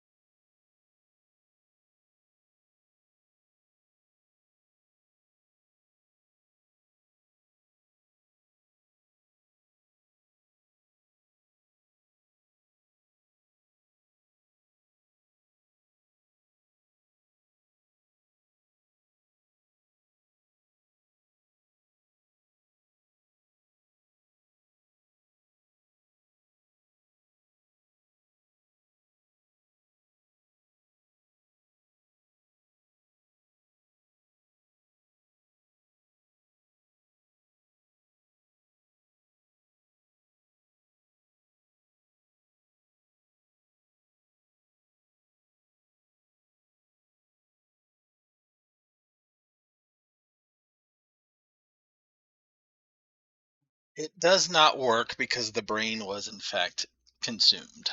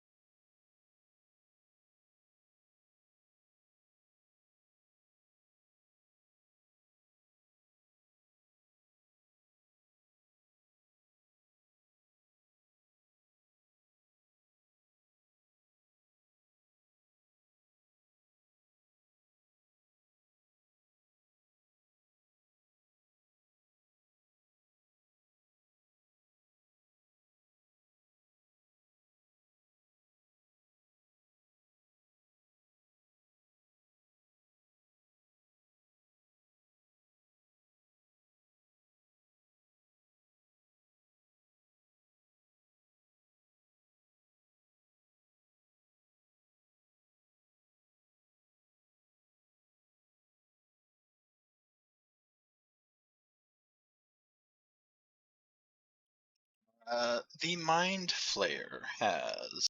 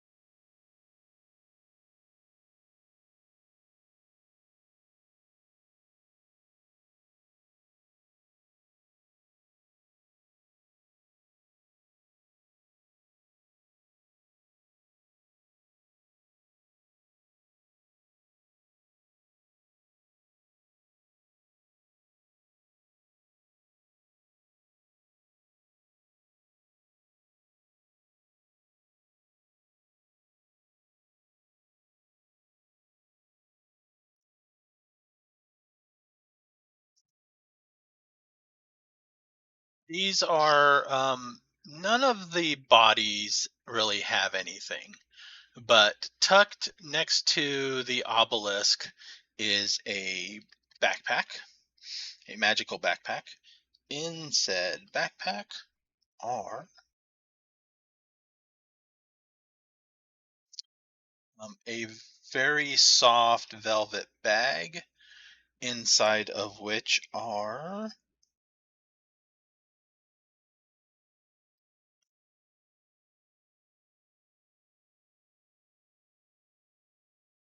crystal lenses.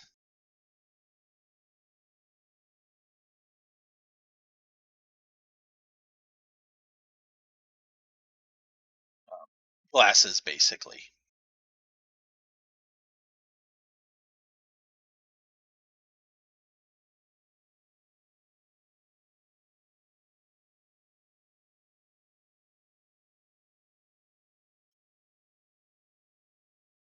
And somebody roll me.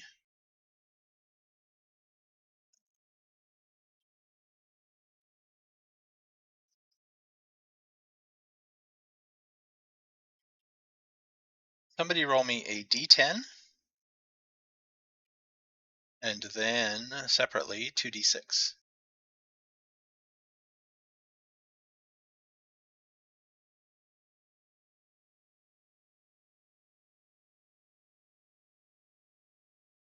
Also in another, yep, inside another pouch inside that backpack are 7 pearls.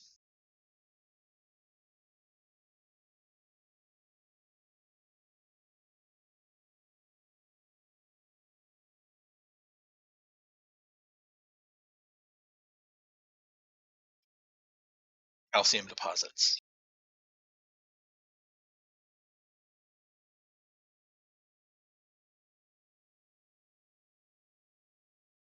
That is probably a good idea.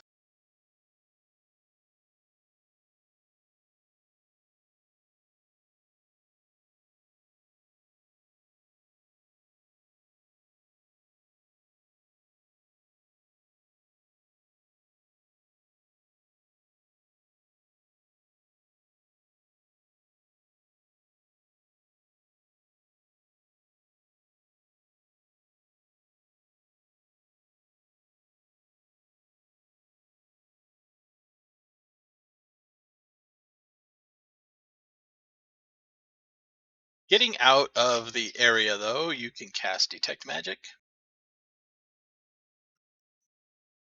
The glasses are magical. The backpack is magical.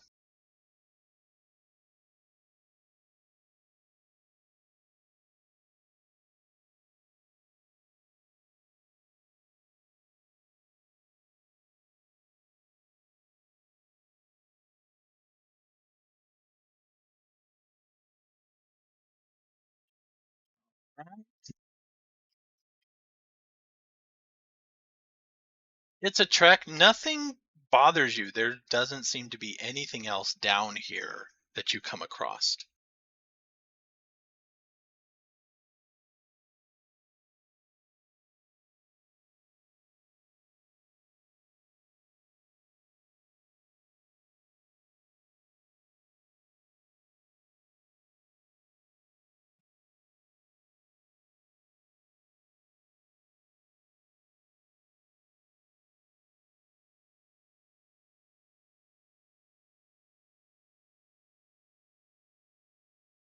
You cut them open. You cut them open to look.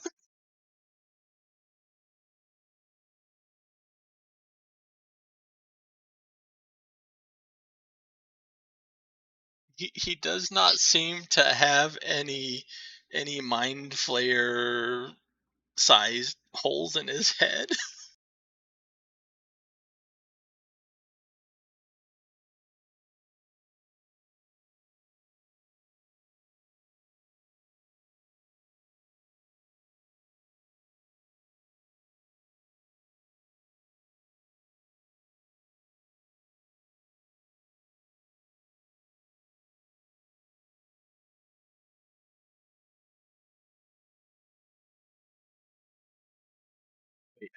You can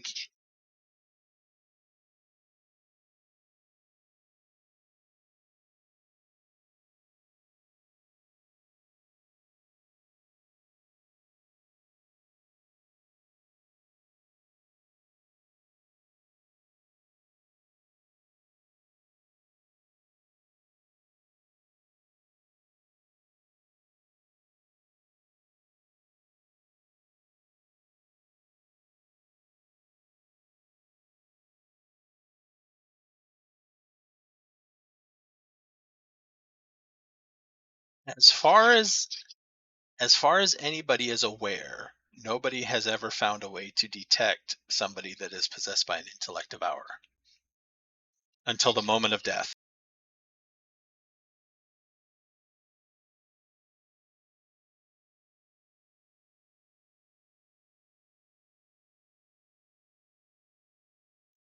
You,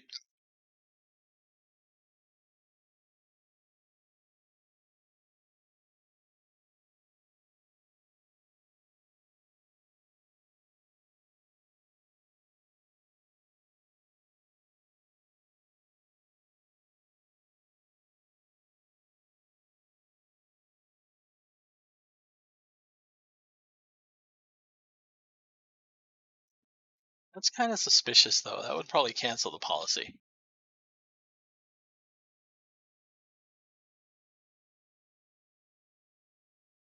Githyanki might.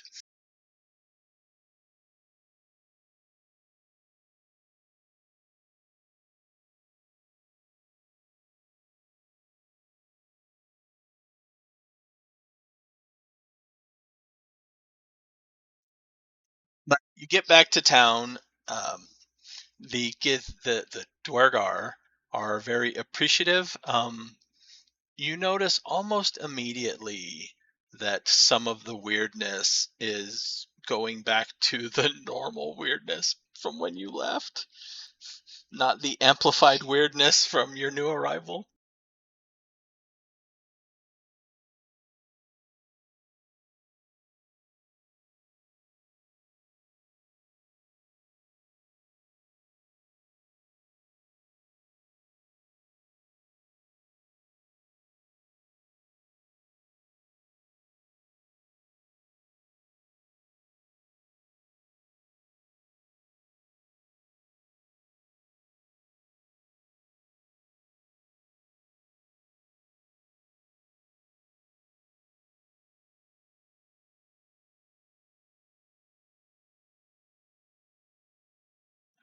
They will.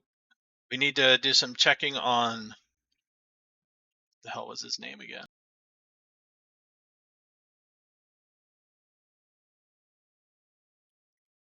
The guy, yeah.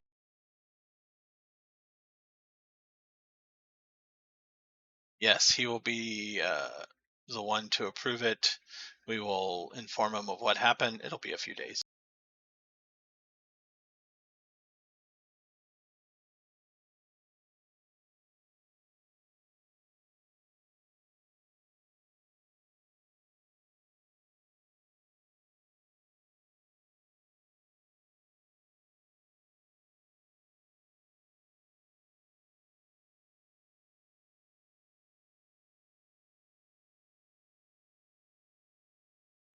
We do know somebody that can, yes.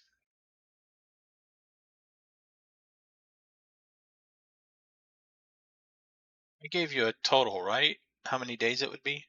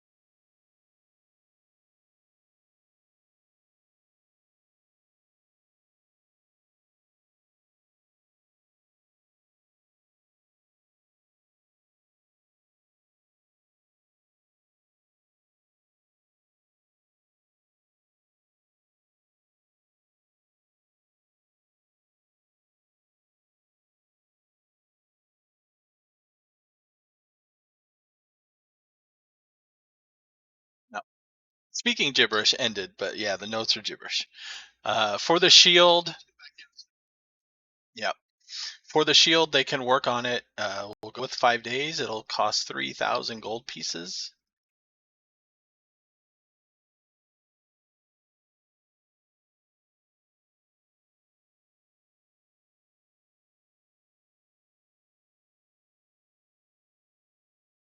It is a magical shield. It is not plus anything, but it does grant lightning resistance. If you are wielding the shield, just carrying it on you does not grant any protection.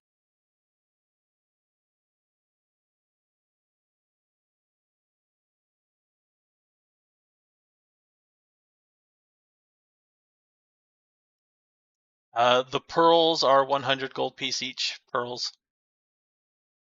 The identification, the glasses are eyes of minute seeing.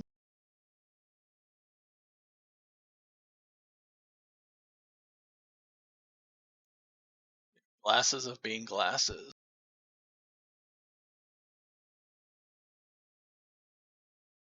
They uh, out to a range of 1 foot, you have dark vision and advantage on investigation checks made to examine something. They do not require attunement.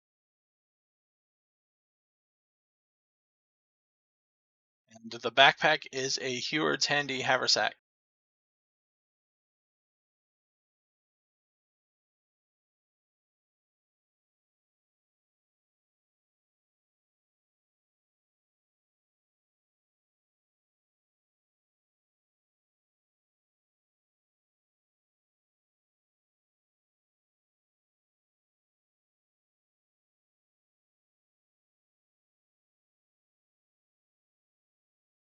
And inside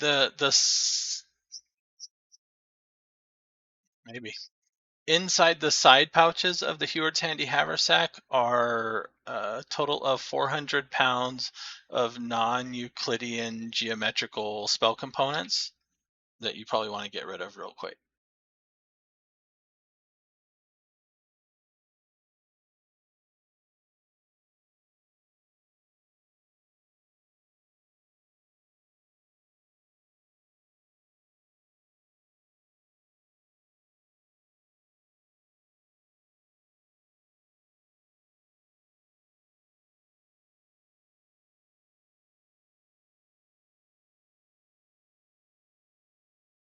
Yeah.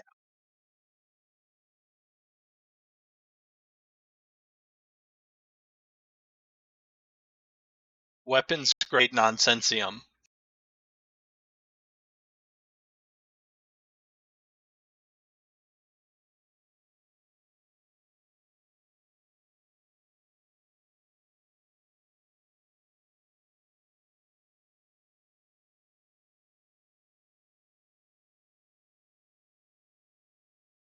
And we can call it there and pick up next time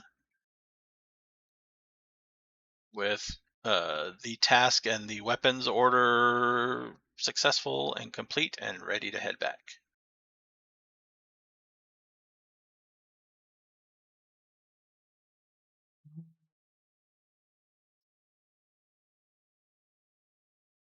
Yeah, next week should be good. One of these days.